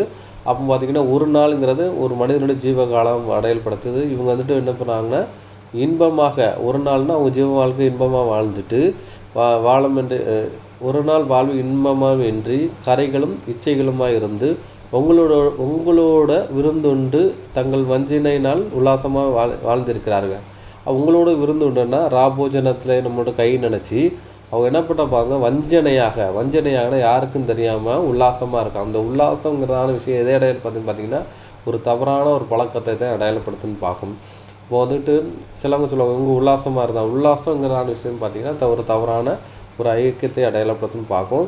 அதை தான் பார்த்தீங்கன்னா விபச்சார மயக்கத்தால் நிறைந்தவர்களாம் பாவத்தை விட்டு ஒழியாதவர்களுமாய் இருக்கிற கண்களை உடையவராகவும் உறுதி இல்லாத ஆத்துமாக்களை தந்திரமாய் பிடித்து பொருளாசனாலும் பழகி இதயத்தை சாபத்தின் பிள்ளையாக்கிறார்கள். அப்போ பார்த்தீங்கன்னா இவங்க வந்து விபச்சார மயக்கம்ங்க பார்த்தீங்கன்னா உலகத்தோட கலந்து இருக்கிற பார்க்கும். அதான் உலகத்தோடு கலக்கிற விஷயத்த அது விபச்சாரத்தை பாவத்துக்கு நிலாட்டமாக இந்த யாக்கோப்பு 4:4 சொல்லப்பட்டதுன்னு பார்க்கும். பாவத்தோடு விட்டொழியாதவர்களாம் இருந்து அதுக்கப்புறம் வந்து கண்களை பாவத்தை விட்டொழியாதவர்களாக இருந்து கண்களுடையதாக இருந்து அப்போ பார்த்தீங்கன்னா கண்கள் தான் இச்சையை பார்க்கும். அந்த இச்சை மூலமாக தான் அது என்ன பார்த்தீங்கன்னா ஈர்க்கிற விஷயம் அடையாளப்படுத்துன்னு பார்க்கும். அப்போ உலகத்தினுடைய காரியங்களை வந்து கண்களாக ஈர்க்கப்பட்டு அதனால் பாவத்தை விழுறாங்க பார்க்கும். அதுக்கப்புறம் நம்ம மட்டும் விழுந்தால் மட்டும் போதாது மற்றவங்களே என்ன விழத்தல்ற விஷயத்தை அடையாளப்படுத்துன்னு பார்க்கும். உறுதியில் ஆத்துமாக்கள் தங்களை தந்திரமாக பிடித்து கொண்டு பொருளாசை பழகி தங்கள் இதயத்தை சாபத்தின் பிள்ளையாக்கிறார்கள் சொல்லப்படுதுன்னு பார்க்கும். ஒரு சகோதரர் கூட சொன்னார் என்னென்னா நீங்கள் வந்துட்டு சினிமா பார்க்கலாம் தப்பு இல்லை, அது ஒரு என்டர்டெயின்மெண்ட்ஸ் தான். அதே மாதிரி பார்த்தீங்கன்னா அந்த ஜோக்கெலாம் நம்ம பார்க்கலாம் தப்பு கிடையாது. ஏன்னா வந்துட்டு வாய் விட்டு சிரித்தா நோய் விட்டு போகும். அதனால் இந்த ஜோக்கெல்லாம் பார்த்து சிரிச்சிங்கன்னா பிரச்சனை இல்லை, நோய் போகுங்கிறான விஷயத்த சகோதரர்களே என்ன சொல்கிறாங்க பார்த்தீங்கன்னா வேதத்தை படித்த வேத மாணவர்களே என்ன சொல்கிறாங்க பார்த்தீங்கன்னா இப்படி சொல்கிறாங்கன்னு பார்க்கும். ஏன்னா அவங்க வந்துட்டு என்ன செய்கிறாங்கன்னா தந்திரமாக என்ன செய்கிறாங்க அந்த பழகிடுறாங்கன்னு பார்க்கும். அதே மாதிரி பார்த்தீங்கன்னா சோசியல் மீடியாவில் இந்த மாதிரி இப்போ என்ன பண்ணுறாங்க அந்த காமெடி கம்பெனியில் போட்டு தன்னை நினச்சிறாங்க சிரிச்சுக்கிட்டு நினச்சிட உல்லாசமாக இருக்கான்னு பார்க்கும். இதுவும் கூட என்ன தேவன் பார்வையில் கரை தான் பார்க்கும். அப்போ அதெல்லாம் விட்டு ஒழிக்கணும். அப்போ அந்த டைமில் நினச்சிட வேறு சத்திய உபதேசங்களை கேட்கலான்னு பார்க்கும். அதை மாதிரி இந்த மாதிரிலாம் இருக்கக்கூடாதுங்கிற விஷயத்த இங்கே வேத வசனம் சொல்லப்படுதுன்னு பார்க்கும். இதை தான் என்ன உலகத்தால் கரைப்படுத்துகிற விஷயத்தை அடையாளப்படுத்துன்னு பார்க்கும். அப்போ வந்துட்டு பார்த்தீங்கன்னா கரை வந்துட்டு என்ன பண்ணுறோம் பார்த்தீங்கன்னா துவைத்தாலும் போகாதுன்னு பார்க்கும். அப்போ அந்த கரையை துவைத்தாலும் போகாதுன்னா அந்த மன்னிக்க முடியாத ஒரு குற்றத்தை அடையாளப்படுத்துன்னு பார்க்கும். ஒரு சட்டையில் வந்துக்கிட்டு ஒரு ரத்த கரையை ஒரு வாழைக்கரையை இருந்துச்சுன்னா எவ்வளோ துவைச்சாலும் நினச்சது போகாதுன்னு பார்க்கும். அந்த சட்டையை என்ன பண்ணோம் பார்த்தீங்கன்னா வெளி இடங்களில் போட மாட்டோம், அதை ஒதுக்கி வச்சுருவோம், வேறு எது காட்டி ஒரு துடைக்கிறதுக்கு யூஸ் பண்ணிடுறோம் பார்க்கும். அதே மாதிரி பார்த்தீங்கன்னா நம்மளுடைய ஜீவத்திலே எது கரை வரக்கூடாது. உலகத்தில் கரை வந்துட்டான்னு என்ன பண்ண முடியும் பார்த்தீங்கன்னா தேவனிடத்தில் ஐக்கியப்பட முடியாதுன்னு பார்க்கும். அதுக்கப்புறம் பார்த்தீங்கன்னா கற்புள்ளவர் இவர்களே அங்கே விஷயம் சொல்லப்படுதுன்னு பார்க்கும். அப்போ பார்த்தீங்கன்னா கற்புள்ளவர்கள் அங்கே விஷயம் சொல்லப்படுது. வாசிக்கலாம் 2 கொரிந்தியர் 11:2 வாசிக்கலாம். கொரிந்தியருக்கு எழுதின 2ஆம் நிருபம் அதிகாரம் 11 வசனம் 2. நான் உங்களை கற்புள்ள கன்னிகையாக கிறிஸ்து என்னும் ஒரே புருஷனுக்கு ஒப்புக் கொடுக்க நியமித்தபடியால் உங்களுக்காக தேவ வைராக்கியம் கொண்டிருக்கிறேன். அப்போ பார்த்தீங்கன்னா நான் உங்களை கற்புள்ள கன்னியாகிய கிறிஸ்து என்னும் ஒரே புருஷனுக்கு ஒப்பு கொடுக்க நியமிக்கப்பட்டபடினால் தேவ வைராக்கியமாக உங்களுக்காக வைராக்கியம் கொண்டு இருக்கிறேனுங்கிற விஷயம் சொல்லப்படுதுன்னு பார்க்கணும். அப்போ வந்துட்டு பார்த்தீங்கன்னா கற்புள்ளவர் என்ன பார்த்தீங்கன்னா நம்ம கிறிஸ்து என்ற ஒரே புருஷனுக்காக நியமிக்கப்பட்டிருக்கோம் பார்க்க. அதனால் அவருக்கு எது பிடிக்காதோ அப்படின்னு பார்த்தீங்கன்னா அதை நம்ம ரிஜெக்ட் பண்ணிடணும். அப்போ வந்துட்டு கற்புள்ளவர்கள் அப்படின்னு பார்த்தீங்கன்னா உலகத்தால் கரைப்படுத்தாத விஷயத்தை அடையாளப்படுத்தி பார்த்தீங்க வந்துட்டு அநேக தெய்வங்களை வந்துட்டு வழிபாடுறாங்க பார்த்தீங்கன்னா அந்த கற்பு குலைந்தவர்கள் பார்க்கும். அப்போ அநேக புருஷர்கள் என்ன அடையாளப்படுத்துன்னு பார்க்கும். அப்போ நம்ம வந்துட்டு பிதாவாகிய தேவனும் ஆண்டவர் இயேசு கிறிஸ்து மட்டும்தான் நமஸ்காரம் இருக்கான்னு பார்க்கும். அதுதான் அவருக்காக நியமிக்கப்பட்டிருக்க விஷயத்தை அடையாளப்படுத்துன்னு பார்க்கும். அது கூட நம்ம படிக்கலாம். ஏசாயா 62ஆம் அதிகாரம் 5ஆம் வசனம் படிக்கலாம். ஏசாயா தீர்க்கதரிசன புஸ்தகம் அதிகாரம் 62 வசனம் 5. வாலிபன் கன்னிகையை விவாகம் பண்ணுவது போல உன் மக்கள் உன்னை விவாகம் பண்ணுவார்கள். மணவாளன் மணவாட்டியின் மேல் மகிழ்ச்சியாய் இருப்பது போல உன் தேவன் உன்மேல் மகிழ்ச்சியாய் இருப்பார். அப்போ அதே இங்க கிறிஸ்து என்ன ஒரே புருஷனுக்கா நியமிக்கப்பட்ட அப்படின்னா சொல்லப்பட்டிருக்கு 2 கொரிந்தியர் 11:2. இங்க என்ன சொல்லப்பட்டிருக்குன்னா, ஏசியால வாலிபர் கன்னியை விவாகம் பண்ணுவது போல உன் மக்கள் உன்னை விவாகம் பண்ணுவார்கள். மணவாளன் மணவாட்டி மேல் மகிழ்ச்சியா இருப்பது போல உன் தேவன் உண்மையில் மகிழ்ச்சியா இருப்பார் இருக்கு. அப்போ வந்துட்டு என்ன சொல்றாங்கன்னா, அப்போ வந்துட்டு இயேசு கிறிஸ்து மணவாளன் நம்ம மணவாட்டியும் பார்க்கும். அப்போ தான் அதே மாதிரி அதை தான் இங்கே அடையாளப்படுத்துன்னு பார்க்கும். அப்போ வந்து விவாகம் பண்ணுவது போல உன் மக்கள் உன்னை விவாகம் பண்ணுவார்கள். மணவாளன் மணவாட்டி மேல் மகிழ்ச்சியா இருப்பது போல உன் தேவன் மேல் மகிழ்ச்சியா இருப்பார். ஒரு மணவாட்டியினுடைய ஸ்நேகம், மணவாளன் மணவாட்டி மேல் எப்படி ஸ்நேகமா இருப்பாரோ அதுபோல தேவன் நம்ம மேல ஸ்நேகமா இருப்பாருங்க சொல்லப்படுது பார்க்கணும். இதனுடைய ரிலேஷன்ஷிப் பார்த்தீங்கன்னா ஒரு வந்துட்டு கணவன் மனைவியுடைய அந்த ரிலேஷன்ஷிப்பை வந்து அடையாளப்படுத்துகிற விதமாக இருக்குது சொல்லப்படுதுன்னு பார்க்கும். அதனால தான் பார்த்தீங்கன்னா லேவியாகம் 21:14 சொல்ல முடிச்சல ஒரு கன்னியை தான் விவாகம் பண்ணணுங்கிற விஷயம் சொல்லப்படுதுன்னு பார்க்கும். அதே மாதிரி பார்த்தீங்கன்னா இங்கே அனுப்பிச்சு பார்த்தா கற்பு குலையாத ஒரு கன்னியை தான் விவாகம் பண்ணணும்னு சொல்லி வேதத்தில் எது சொல்லப்பட்டிருக்கு பார்க்கும். அதே மாதிரி நம்மளும் கூட சத்தியத்தில் வந்துட்டு என்னென்னா கற்பு குலையாத, அதாவது உலகத்தால் தரைப்படுத்தாத ஒரு விஷயத்தை அடையாளப்படுத்துன்னு பார்க்கும். அதே மாதிரி ஒரு பெண்ணுங்கிறது என்ன, கன்னி பெண் நினைச்சதா தகப்பனுடைய வீட்டில் இருப்பார், பிறர் முகம் பார்க்காம ஒழுக்க நெறிமுடியாக இருப்பார்னு பார்க்கும். அதே மாதிரி பார்த்தீங்கன்னா நம்மளும் நினைச்சது ஒழுக்க நெறிமுடியோடு இருக்கணுங்கிற விஷயம் சொல்லப்படுதுன்னு பார்க்கும். நியாயப்பிரமாணத்திலே ஒரு கட்டளை சொல்லப்படுதுன்னா ஒரு கன்னியை தான் விவாகம் பண்ணணுங்கிற விஷயம் சொல்லப்படுதுன்னு பார்க்கும். அதே மாதிரி தான் கிறிஸ்து நினைச்சிடாரு நம்மளை வந்துட்டு நினைச்சிடாரு பார்த்தீங்கன்னா ஒரு கன்னியாக, கற்புள்ள கன்னியாக என்ன பண்ணுறாரு, அவர் வந்துட்டு நம்மளை விவாகம் பண்ற விஷயத்தை அடையாளப்படுத்துன்னு பார்க்கும். லேவியாகமும் 21:14. லேவியராகமம் அதிகாரம் 21 வசனம் 14. விதவையை ஆனாலும் தள்ளப்பட்டவளை யானாலும் கற்பு குலந்தவளை யானாலும் வேசியை யானாலும் விவாகம் பண்ணாமல் தன் ஜனத்துக்குள்ளே ஒரு கன்னியை விவாகம் பண்ண கடவன். நியாயப்பிரமாண சட்டமே நினைச்சுன்னா ஒரு கன்னியை விவாகம் பண்ணணும்னு சொல்றாரு. அதே மாதிரி நம்மளும் கூட ஆவிக்குரிய ஒரு கற்புள்ள கன்னியாகி இருந்தால் தான் நம்மளே தேவன் விவாகம் பண்ணுவார்னு பார்க்கும். அதுக்கப்புறம் பார்த்தீங்கன்னா அங்கே ஸ்திரீகளால் தயாரிப்படாத இவர்களே அப்படின்னு சொல்லி முடிச்சல அதோட லிட்டில் மீனிங்கை நம்ம எடுத்துக்கொள்ள முடியாது. அப்படின்னு பார்த்தீங்கன்னா திருமணம் ஆகாமல் இருந்தால் தான் நம்ம வந்துட்டு சபை வகுப்பாரம் மாற முடியும்னா அது தவறும் பார்க்கும். அது வந்து ஒரு தவறான உபதேசங்கிறான விஷயம் சொல்லப்படுதுன்னு பார்க்கும். திருமணம் ஆகிறது அது வந்துட்டு பாவம் அல்லங்கிறான விஷயம் சொல்லப்படுதுன்னு பார்க்கும். அது கூட படிக்கலாம். 1 கொரிந்தியர் 7 அதிகாரம் 28-36 வசனங்கள் படிக்கலாம். கொரிந்தியருக்கு எழுதின முதலாம் நிருபம் அதிகாரம் 7 வசனங்கள் 28 மற்றும் 36. நீ விவாகம் பண்ணினாலும் பாவம் அல்ல, கன்னிகை விவாகம் பண்ணினாலும் பாவம் அல்ல. ஆகிலும் அப்படிப்பட்டவர்கள் சரீரத்திலே உபத்திரவப்படுவார்கள். அதற்கு நீங்கள் தப்ப வேண்டும் என்றிருக்கிறேன். ஆகிலும் ஒருவன் தன் புத்திரியின் கன்னிகை பருவம் கடந்து போனதினாலே அவள் விவாகம் பண்ணாமல் இருப்பது அவளுக்கு தகுதி அல்லவென்றும் அவள் விவாகம் பண்ணுவது அவசியம் என்றும் நினைத்தால் அவன் தன் மனதின்படி செய்ய கடவன். அது பாவம் அல்ல, விவாகம் பண்ணட்டும். அப்போ இங்கே நல்லா கரெக்டாக போட்டிருக்கு. என்னன்னா விவாகம் வந்துட்டு விவாகம் பண்ணினால் பாவம் அல்ல, கன்னியை விவாகம் பண்ணினா பாவம் அல்லன்னு இருக்கு. அப்போ கல்யாணம் பண்ணுற தவறு இல்லைன்னு சொல்லப்பட்டிருக்கு. அதே மாதிரி 36 வசனத்துலையும் சொல்லப்பட்டிருக்கு. அதாவது தன் மனிதன்படி செய்ய கடவுள் என்ன சொல்ல பார்த்தீங்கன்னா நீ வந்துட்டு விவாகம் பண்ணலாம், அது பாவம் கிடையாதுங்கிறான விஷயம் சொல்லப்படுதுன்னு பார்க்கணும். அப்போ வந்துட்டு விவாகம் வந்துட்டு பாவம் கிடையாதுங்கிறான விஷயம் சொல்லப்படுதுன்னு பார்க்கும். அப்போ விவாகம் பாவங்கிறான விஷயம் சொன்னால் அது என்னது, அது தேவனுடைய பார்வையில் ஒரு தெய்வ குத்தமாக கருதப்படுது அப்படிங்கிறான சொல்லப்படுதுன்னு பார்க்கும். அதை கூட படிச்சலாம். 1 தீமோத்தேயு 4 அதிகாரம் 1, 2, 4 வசனங்கள் படிக்கலாம். தீமோத்தேயுக்கு எழுதின முதலாம் நிருபம் அதிகாரம் 4 வசனங்கள் 1, 2 மற்றும் 4. ஆகிலும் ஆவியானவர் வெளிப்படையாய் சொல்லுகிறபடி பிற்காலங்களிலே மனசாட்சியில் சூடுண்ட பொய்யருடைய மாயத்தினாலே சிலர் வஞ்சிக்கிற ஆவிகளுக்கும் பிசாசுகளின் உபதேசங்களுக்கும் செவி கொடுத்து விசுவாசத்தை விட்டு விலகி போவார்கள். விவாகம் பண்ணாதிருக்கவும் தேவன் படைத்ததெல்லாம் நல்லதாய் இருக்கிறது, சோத்திரத்தோட ஏற்றுக்கொள்ளப்படுமாகில் ஒன்றும் தள்ளப்படத்தக்கதல்ல.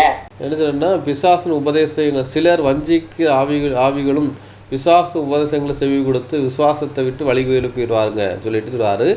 விவாகம் பண்ணாதிருக்கவும் விசுவாசிகள் சத்தியத்தை அறிந்தவர்களுக்குள் சோத்திரத்தோடு அனுபவிக்கும்படி தேவன் படைத்த போஜன பதார்த்தத்தை விளக்கவும் வேண்டும் என்று அந்த பொய்யன் கட்டளையிடுவான் இருக்கு. அப்போ வந்துட்டு பார்த்தீங்கன்னா அப்போ விவாகம் பண்ணாதிருக்கான்னு சொல்லி ஒரு பொய்யன் தான் கட்டளையிடுவாங்கிற விஷயம் சொல்கிறான்னு பார்க்கும். ஆனால் பார்த்தீங்கன்னா ஆதாம் ஏவாள் வந்துட்டு பார்த்தீங்கன்னா சொல்கிறார், என்ன சொல்கிறாருன்னு பார்த்தீங்கன்னா ஆதாம் பார்த்துட்டு சொல்கிறாரு, மனிதன் தனிமையாக இருப்பது நல்லதில்லைன்னு சொல்லி ஒரு ஏச்ச துணையை அவருக்கு ஒரு ஏவாளை ஏற்படுத்தி கொடுத்தான்னு பார்ப்போம். அதனால் பார்த்தீங்கன்னா திருமணம் ஆகாமல் ஒளியஞ்சிறது பவர்ஃபுல்னு நினச்சிங்கன்னா அது தவறும் பார்க்கும். ஏன்னா ஆசாரி கூடாரத்தில் ஆசாரியர் பிரதான ஆசாரியர் தேவனுடைய முகத்தை தரிசிக்க, தேவனுடைய சத்தத்தையும் தேவனுடைய எங்கன்னா கிருபாசனத்தை தண்டையில் கிட்டி சேர ஒரு மனுஷன், அதாவது பிரதான ஆசாரியன், அவரே திருமணமாகி பிள்ளைகள் பெற்றவன் பார்க்கும். அப்படி பார்க்கும். அப்போ திருமணமாக பாவம் கிடையாது அப்படின்னு பார்க்க, அது தேவனாக நியமித்தது பார்க்கும். அப்போ திருமணம் ஆகாமல் இருந்தால் ஒரு பவர்ஃபுல்லாக இருந்தால் பவர்ஃபுல் கிடையாதுன்னு பார்க்கும். என்னென்னு பார்த்தீங்கன்னா திருமணம் ஆகிட்டோன்னா மனைவி பிள்ளைகளுங்கிறதான ஒரு குறுகிய வட்டத்தோடு இருப்பீங்க. ஆனால் திருமணமாகவும் கர்த்தருக்கு ஊழியம் செய்யும் வச்சு பார்த்தீங்கன்னா தேவனை எப்படி பிரியப்படுத்தலாம்னு நீங்கள் நினைப்பீங்க. அங்கே அனுசரித்து சொல்கிறான்னு பார்க்குங்க. அப்போது திருமணமாகிறது பாவம் கிடையாதுங்கிற அனுசரித்து சொல்லப்படுது. அப்போ இங்கே சொல்லப்பட்ட விஷயம் என்னென்னா ஒரு அடையாள பாஷையாக தான் சொல்லப்பட்டிருக்குன்னு ஒழிய லிட்டில் மீனிங்கே கிடையாதுன்னு பார்க்கும். அப்போ திருமணம் ஆனவர்கள் எங்கே ஆகும்னு பார்த்தீங்கன்னா அந்த 1,44,000 பேரை வாடுறதுக்கு வாய்ப்பு இருக்குன்னு பார்க்கும். அடுத்தபடி அன்புக்குரிய சோர்லே ஆட்டுக்குட்டியான எங்கே போனாலும் அவர் பின்பற்ற இருவர்களே எங்கள் அனுசரித்து சொல்லப்பட்டுன்னு பார்க்கும். இந்த ஆட்டுக்குட்டியார் யார் பார்த்தீங்கன்னா நம்ம ஆண்டவராக இயேசு கிறிஸ்துவை தான் அங்கே அடையாளப்படுத்தி சொல்லுது. அதான் இயேசு கிறிஸ்து ஞானஸ்நானம் எடுக்கும் போச்சில் யோவான் 1:29 இதோ தேவ ஆட்டுக்குட்டிங்கிற அனுசரித்து சொல்கிறான்னு பார்க்கும். அப்போ ஆட்டுக்குட்டியார் எங்கே போனால் அவரை பின்பற்றுறதுன்னா ஆட்டுக்குட்டியாருன்னா நம்ம ஆண்டவர் இயேசு கிறிஸ்து. அவர் என்ன பண்ணால் பார்த்தீங்கன்னா நன்மை செய்தவரால் சுற்றித்திருந்தாருங்க அனுசரித்து சொல்லப்படுதுன்னு பார்க்கும். அப்போஸ்தலர் 10:38 வாசிக்கலாம். அப்போஸ்தலருடைய நடபடிகள் அதிகாரம் 10 வசனங்கள் 38. நசரேயனாகிய இயேசுவை தேவன் பரிசுத்த ஆவியினாலும் வல்லமையினாலும் அபிஷேகம் பண்ணினார். தேவன் அவருடனே கூட இருந்தபடியினாலே அவர் நன்மை செய்கிறவராயும் பிசாசின் வல்லமையில் அகப்பட்ட யாவரையும் குணமாக்குகிறவராயும் சுற்றி திரிந்தார். இயேசு கிறிஸ்து எப்படி இருந்தார் பார்த்தீங்கன்னா நன்மை செய்கிறார், சுற்றி திரிந்தார். அதுக்கப்புறம் பார்த்தீங்கன்னா நிறைய பேருக்கு தரித்திற்கு சுவிசேஷம் அறிவிக்கிறவராக இருந்தான்னு பார்க்கும். அப்போ பார்த்தீங்கன்னா நம்மளும் என்ன செய்யணும் பார்த்தீங்கன்னா இயேசு கிறிஸ்து மாதிரி நன்மை செய்கிறார், சுற்றி செய்யணும்.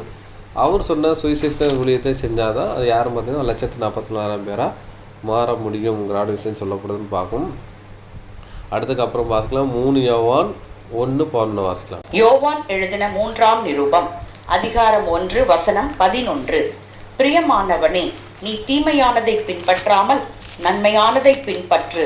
நன்மை செய்கிறவன் தேவனால் உண்டாயிருக்கிறான், தீமை செய்கிறவன் தேவனை காணவில்லை. பிரியமான நீ தீமையை பின்பற்றாமல் நன்மையை பின்பற்று. நன்மை செய்கிறவன் தேவனால் உண்டாயிருக்கிறான்ட்டு. அப்போ நன்மை செய்கிறவராக தான் நம்ம இருக்கணும்னு பார்க்கும். அதான் நன்மை செய்கிறாராக சுற்றி சிறிதா விஷயத்தை அடையாளப்படுதுன்னு பார்க்கும். நம்ம நன்மை செஞ்சால் தான் என்ன செய்யாது தேவனால் உண்டாயிருக்கிறான்ங்கிற விஷயம் சொல்லப்படுதுன்னு பார்க்கும். அடுத்தபடி அன்புக்குரிய சோழே அதுக்கப்புறம் பார்த்தீங்கன்னா மனுஷனிலிருந்து தேவனுக்கும் ஆட்டுக்குட்டியானவருக்கும் முதல்பனாக மீட்டு கொள்ளப்பட்டவர்கள்ங்கிற சொல்லப்படுதுன்னு பார்க்கும். யாக்கோப்பு 1:18 வாசிக்கலாம். யாக்கோபு எழுதின நிருபம் அதிகாரம் 1 வசனம் 18. அவர் சித்தம் கொண்டு தம்முடைய சிருஷ்டிகளில் நாம் முதற் பலன்களாவதற்கு நம்மை சத்திய வசனத்தினாலே ஜெனிப்பித்தார். அப்போது பார்க்கும்போது முதற் பலன்கள் யாரும் பார்த்தீங்கன்னா அவர் சித்தம் கொண்டு தம்முடைய சிருஷ்டிகளில் நாம் முதற் பேணாதவர்களாருக்கு நம்மளுடைய சத்திய வசனத்தை ஜெனிப்பித்தாருங்க. அப்போ சிருஷ்டிகளில் அதை சிருஷ்டித்ததெல்லாம் பார்த்தீங்கன்னா நாம் முதற் பேரானுங்க சேஷபுத்திரான மாறுற கிடைச்சிட்டு பார்த்தீங்கன்னா சத்திய வசனத்தை ஜெனிப்பித்தார். யாரெல்லாம் சத்திய வசனத்தை ஏற்றுக்கொண்டார்களோ அவங்களாம் நினைச்சது சத்திய வசனத்தினால ஜெனிப்பிக்கிறாருன்னா சத்தியம் கொடுத்து அவர் மீட்கப்பட்ட ஒரு விஷயத்தை அடையாளப்படுத்த பார்க்கும். அப்போ முதற் பேரான யார் பார்த்தீங்கன்னா சத்திய வசனத்தால் ஜெனிப்பிக்கப்பட்டார்கள். சத்திய வசனத்து மூலம் கேட்டு அவருடைய ரட்சிப்பில் வந்த ஜனங்களை அதை அடையாளப்படுத்துகிற விதமாக இருக்குன்னு பார்க்கும். அதுக்கப்புறம் பார்த்தீங்கன்னா ரோமர் 8:23 வாசிக்கலாம். ரோமருக்கு எழுதின நிருபம் அதிகாரம் 8 வசனம் 23. அதுவும் அல்லாமல் ஆவியின் முதற் பலன்களை பெற்ற நாமும் கூட நம்முடைய சரீர மீட்பாகிய புத்திர ஸ்வீகாரம் வருகிறதற்கு காத்திருந்து நமக்குள்ளே தவிக்கிறோம். அப்போது பார்த்தீங்கன்னா அடுத்த முதற் பலனுங்கிற விஷயம் என்ன சொல்றாங்கன்னா தேவ ஆவி பெற விஷயத்தை அடையாளப்படுத்தும் பார்க்கும். ஆவியின் முதற் பலனை பெற்ற நாமும் கூட நம்முடைய சரீர மீட்பாக புத்திர ஸ்வீகாரம் வருகிறதுக்கு காத்திருக்கிறோம் இருக்கும்.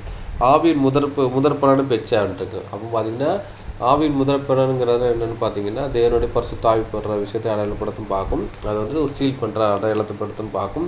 அது வந்து மனுஷர் வந்து தேவனுக்காக முதற்படம் மீட்டுக்கொள்றாங்க. அப்போ மீட்டுக்கொள்ளுன்னா என்ன எதை மூலமாக மீட்டுக்கொள்கிற பார்த்தீங்கன்னா தேவ ஆவியின் மூலமாக தேவ ஜனிப்பிக்கிற விஷயத்தை அடையாளப்படுத்தும் பார்க்கும். அதுக்கப்புறம் பார்த்தீங்கன்னா இவர்கள் வாயிலே கபடு காணப்படவில்லை அப்படின்னு சொல்லப்படுதும் பார்க்கும். மத்தேயு சுவிசேஷம் 10ஆம் அதிகாரம் 16ஆம் வசனம் படிக்கலாம். மத்தேயு எழுதின சுவிசேஷம் அதிகாரம் 10 வசனம் 16. ஆடுகளை ஓநாய்களுக்குள்ளே அனுப்புகிறது போல இதோ நான் உங்களை அனுப்புகிறேன். ஆகையால் சர்ப்பங்களைப் போல வினா உள்ளவர்களும் புறாக்களைப் போல கபடற்றவர்களுமாய் இருங்கள். பார்த்தீங்கன்னா இங்கே வந்துட்டு புறாக்களை போல கபடச்சவர்களாக இருங்கள்ங்கிற விஷயம் சொல்லப்படுதுன்னு பார்க்கும். அதே மாதிரி பார்த்தீங்கன்னா உன்னத பாட்டில் மனவாட்டியை வர்ணிக்கும் பட்சத்தில் புறாவோ உத்தமையோ அப்படிங்கிற விஷயம் சொல்கிறாருன்னு பார்க்கும். புறாவோ உத்தமையேங்கிற விஷயம் சொல்கிறாருன்னு பார்க்கும். இந்த புறாவில் வந்துட்டு பார்த்தீங்கன்னா பித்து கிடையாதுன்னு பார்க்கும். புறா வந்துட்டு கண்களில் நீர் தள்ளுமுன மாதிரி எப்போவுமே சத்தம் கொண்டுகிட்டே இருக்குன்னு பார்க்கும். அதே போல் நம்மளும் வந்துக்கிட்டு தேவனே எப்போ சோத்தரித்து மகிமைப்படுத்துகிற நம்ம காணப்படணும். கண்களில் நீர் வடிகிற விஷயம்னா கண்ணீரோடு எப்பொழுது தேவனுடைய வந்துட்டு கெஞ்சுற விஷயத்தை அடையாளப்படுத்துன்னு பார்க்கும். அப்படின்னா ஒரு பாவ வல்லமை நமக்கு வந்தாலும் அதை குறித்ததான ஒரு கண்ணீரோடு ஒரு கலக்கத்தோடு இருந்தால் தான் என்ன பண்ண தேவனோட கிட்டே சேர முடியும். புறாக்கள் எப்பவுமே சவுண்ட் எழுப்பிக்கிட்டே இருக்கும். அதே மாதிரி பார்த்தீங்கன்னா நம்மளும் தேவனோட இடத்துல இருந்தது அது ஜபத்தோடு தேவனுடைய சோத்திரத்தோடு ஐக்கியப்படுற விஷயத்தை அடையாளப்படுத்தின்னு பார்க்கும். அதுவும் புறாக்களை போட கபடச்சலாக இருக்கணுங்கிற விஷயம் பார்க்கும். புறா வந்துட்டு ஒரு இன்னசென்ட் மாதிரி ஒரு பேடு பார்க்கும். அதே மாதிரி நம்ம ஒரு இன்னசென்ட் ஒரு மனுஷனாக இருக்கணும் பார்க்கும். ஒரு குச்சமச்ச மனுஷனாக இருக்கணும் பார்க்கும். யோவான் 1:47 படிக்கலாம். யோவான் எழுதின சுவிசேஷம் அதிகாரம் 1 வசனம் 47. இயேசு நாத்தான் வேலை தம்மிடத்தில் வர கண்டு அவனை குறித்து இதோ கபடற்ற உத்தம இஸ்ரவேலன் என்றார். பார்த்தீங்கன்னா நாத்தான் வேலை குறித்து சொல்றாரு. அவனை குறித்து சொல்றாரு இதோ கபடற்ற உத்தம இஸ்ரவேலன் இருக்கு. அப்போ கபடச்ச உத்தம இஸ்ரவேலன்கிற விஷயம் சொல்றான்னு பார்க்கும். அதே மாதிரி மணவாட்டியை குறித்துங்க சொல்ல உடனே கபடச்ச ஒரு உத்தம என்ன சொல்ல கிறிஸ்தவர்கள் அவர் கிறிஸ்துக்குள்ளவர்கள் இது மணவாட்டி அங்கிற விஷயத்தை சொல்லப்பட்டும் பார்க்கும். இயேசு கிறிஸ்து அவருக்கு அவர் ஒரு என்ன சொல்றாரு அவரை குறித்து ஒரு சாட்சி கொடுக்காருன்னு பார்க்கும். அதே மாதிரி நம்ம ஒரு சாட்சி உள்ள ஜீவியம் வாழ்ந்தால் தான் தேவன் இந்த மாதிரி விஷயம் சொல்லுவார்னு பார்க்கும். அதுக்கப்புறம் சங்கீதம் 17ஆம் அதிகாரம் 1ஆம் வசனம் படிக்கலாம். சங்கீதங்களின் புஸ்தகம் அதிகாரம் 17 வசனம் 1. கர்த்தாவே நியாயத்தை கேட்டருளும், என் கூப்பிடுதலை கவனியும், கபடமில்லாத உதடுகளில் நின்று பிறக்கும் என் விண்ணப்பத்திற்கு செவி கொடும். கபடு இல்லாத எனது உதடுகளினால் செய்கிற விண்ணப்பத்துக்கு என்னை செவி கொடுத்தல்லும் அவங்க விஷயம் சொல்றான்னு பார்க்கும். கர்த்தாவை நியாயத்தை கேட்டாலும் என் கூப்பிடுதலை கவனியும், கபடமில்லாத உதடில் பிறக்கிற என் விண்ணப்பத்தை செய்யக்கூடாதுன்றது. அவங்க பார்த்தீங்கன்னா தேவன் நம்மளுடைய ஜெபத்தை கேட்கப்பட வேண்டும் என்றால் நமக்குள்ள பாவம் இருக்கக்கூடாதுன்னு பார்க்கும். கபடு வஞ்சனை எதுவுமே இருக்கக்கூடாதுன்னு பார்க்கும். அப்படி இருந்தோம்னா எங்கே போக முடியாது பார்த்தீங்கன்னா அந்த 1,44,000 பேராக மாற முடியாதுங்கிற விஷயம் சொல்லப்படுது பார்க்கும். அதனால் அன்புக்குரிய சகோதரர்கள் இன்றைக்கி என்ன பார்த்தோம் பார்த்தீங்கன்னா இந்த 1,44,000 பேர் யாருங்கிறான விஷயத்த நம்ம பார்க்க முடிச்சுட்டு பார்த்தீங்கன்னா அவங்கள்ட்ட என்னன்னா சியோன் மலை மேலே நிற்கிறது நிற்கிறவங்களை கண்டேன் இருக்கும். அப்போ அந்த சியோன் மலை எங்கே இருக்குன்னு பார்த்தீங்கன்னா அங்கே பரலோக ராஜ்யத்தில் இருந்துச்சுங்கிறான விஷயத்த வேத வசனங்களோட நினச்சிட்டு பார்த்தோன்னு பார்க்கும். அதுக்கப்புறம் பிதாவின் நாமம் நினச்சி அவங்கள நெற்றியில் எழுதப்பட்டிருந்துச்சு. அதுதான் அவங்க 1,44,000 பேர்னு சொல்லப்பட்டிருக்குன்னு பார்க்கும். அவருடைய யாரும் இயேசு கிறிஸ்து நாமம் பிதாவின் நாமம்னு சொல்லப்பட்டிருக்கு. அப்போ பரலோக ராஜ்யத்துக்கு போனால் இயேசு கிறிஸ்து ஏற்றுக்கொள்ளணும், இயேசு கிறிஸ்து என்று அறிஞ்சுக்கொள்ளணும், பிதாவை தேவனை அறியணும். அதுதான் அவரை ரட்சிப்புன்னு பார்க்கும். ஒன்றான மீதான உண்மையும் அவர் அனுப்பின இயேசு கிறிஸ்து அறிவதே நித்திய ஜீவன் பார்க்கும். ஒன்றான மீதான உண்மையும் அனுப்பின இயேசு கிறிஸ்து அறிவது நித்திய ஜீவன் இருக்கும். அதான் சொல்லப்படும். இதான் நம்ம மனதில் எப்போவுமே இருக்கணும் பார்க்கும். அதுக்கப்புறம் மனதில் நெத்தியில் முத்திரை போடுற விஷயத்தை அடையாளப்படுத்துன்னு பார்க்கும். அது தேவன் கொடுத்த பரிசுத்த ஆவியை இதை அடையாளப்படுத்துகிற விதமாக இருக்குன்னு பார்த்தோம். ஸ்திரீகளாக தங்களை கரைப்படுத்தாத இவர்களே எடுங்கான விஷயம் படித்தோம். கற்புள்ள இவர்களையும் சொல்லி படிச்சிருக்கோம். ஸ்திரீகளான உலகத்தால் கரைப்படுத்தாத இவர்கள் பார்க்கும். கற்புள்ளவர்னா கரைத்திரை முதலையான விஷயம். கரை எதுன்னா உலகத்தால் தங்களை கரைப்படுத்தாத விஷயத்தை அடையாளப்படுத்துன்னு பார்க்கும். ஆட்டுக்குட்டியார் எங்கே போனாலும் அவர் பின்பற்றி இவர்களே என்ன. அப்போ ஆட்டுக்குட்டியானவர்னே இயேசு கிறிஸ்து வந்து நன்மை செய்யறாக வந்து சுற்றி சேர்ந்தார், அதுக்கு சுவிசேஷத்தை அறிவிச்சான்னு பார்க்கணும். அதே மாதிரி இன்னைக்கு நம்மள வந்து நன்மை செய்கிறவராக இருக்கணும். அதுக்கப்புறம் பார்த்தீங்கன்னா சுவிசேஷம் அறிவிக்கணும், அதுதான் இது இடையிலப்படுத்தும் பார்க்கும்.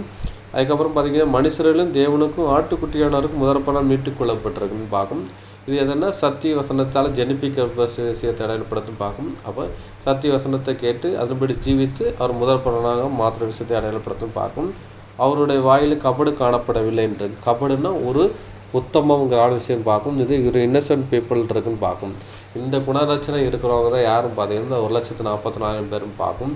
இதுதான் விஷயத்தை அடையாளப்படுத்தும் பார்க்கும். மேற்கொண்டு இந்த 1,40,000 யாருங்கிறதான விஷயத்த இன்னும் நிறைய விஷயங்கள் அடையாளப்படுத்தியாக வேதத்தில் இருக்குது. அது கூட முடிந்தால் அடுத்தடுத்த வாரங்காலங்களில் நம்ம பார்க்கலாம்னு பார்க்கும். இவனோட பொறுமையோடு கேட்டவங்களை தேவன் தாமே ஆசிரியப்பாராக. ஆமென்.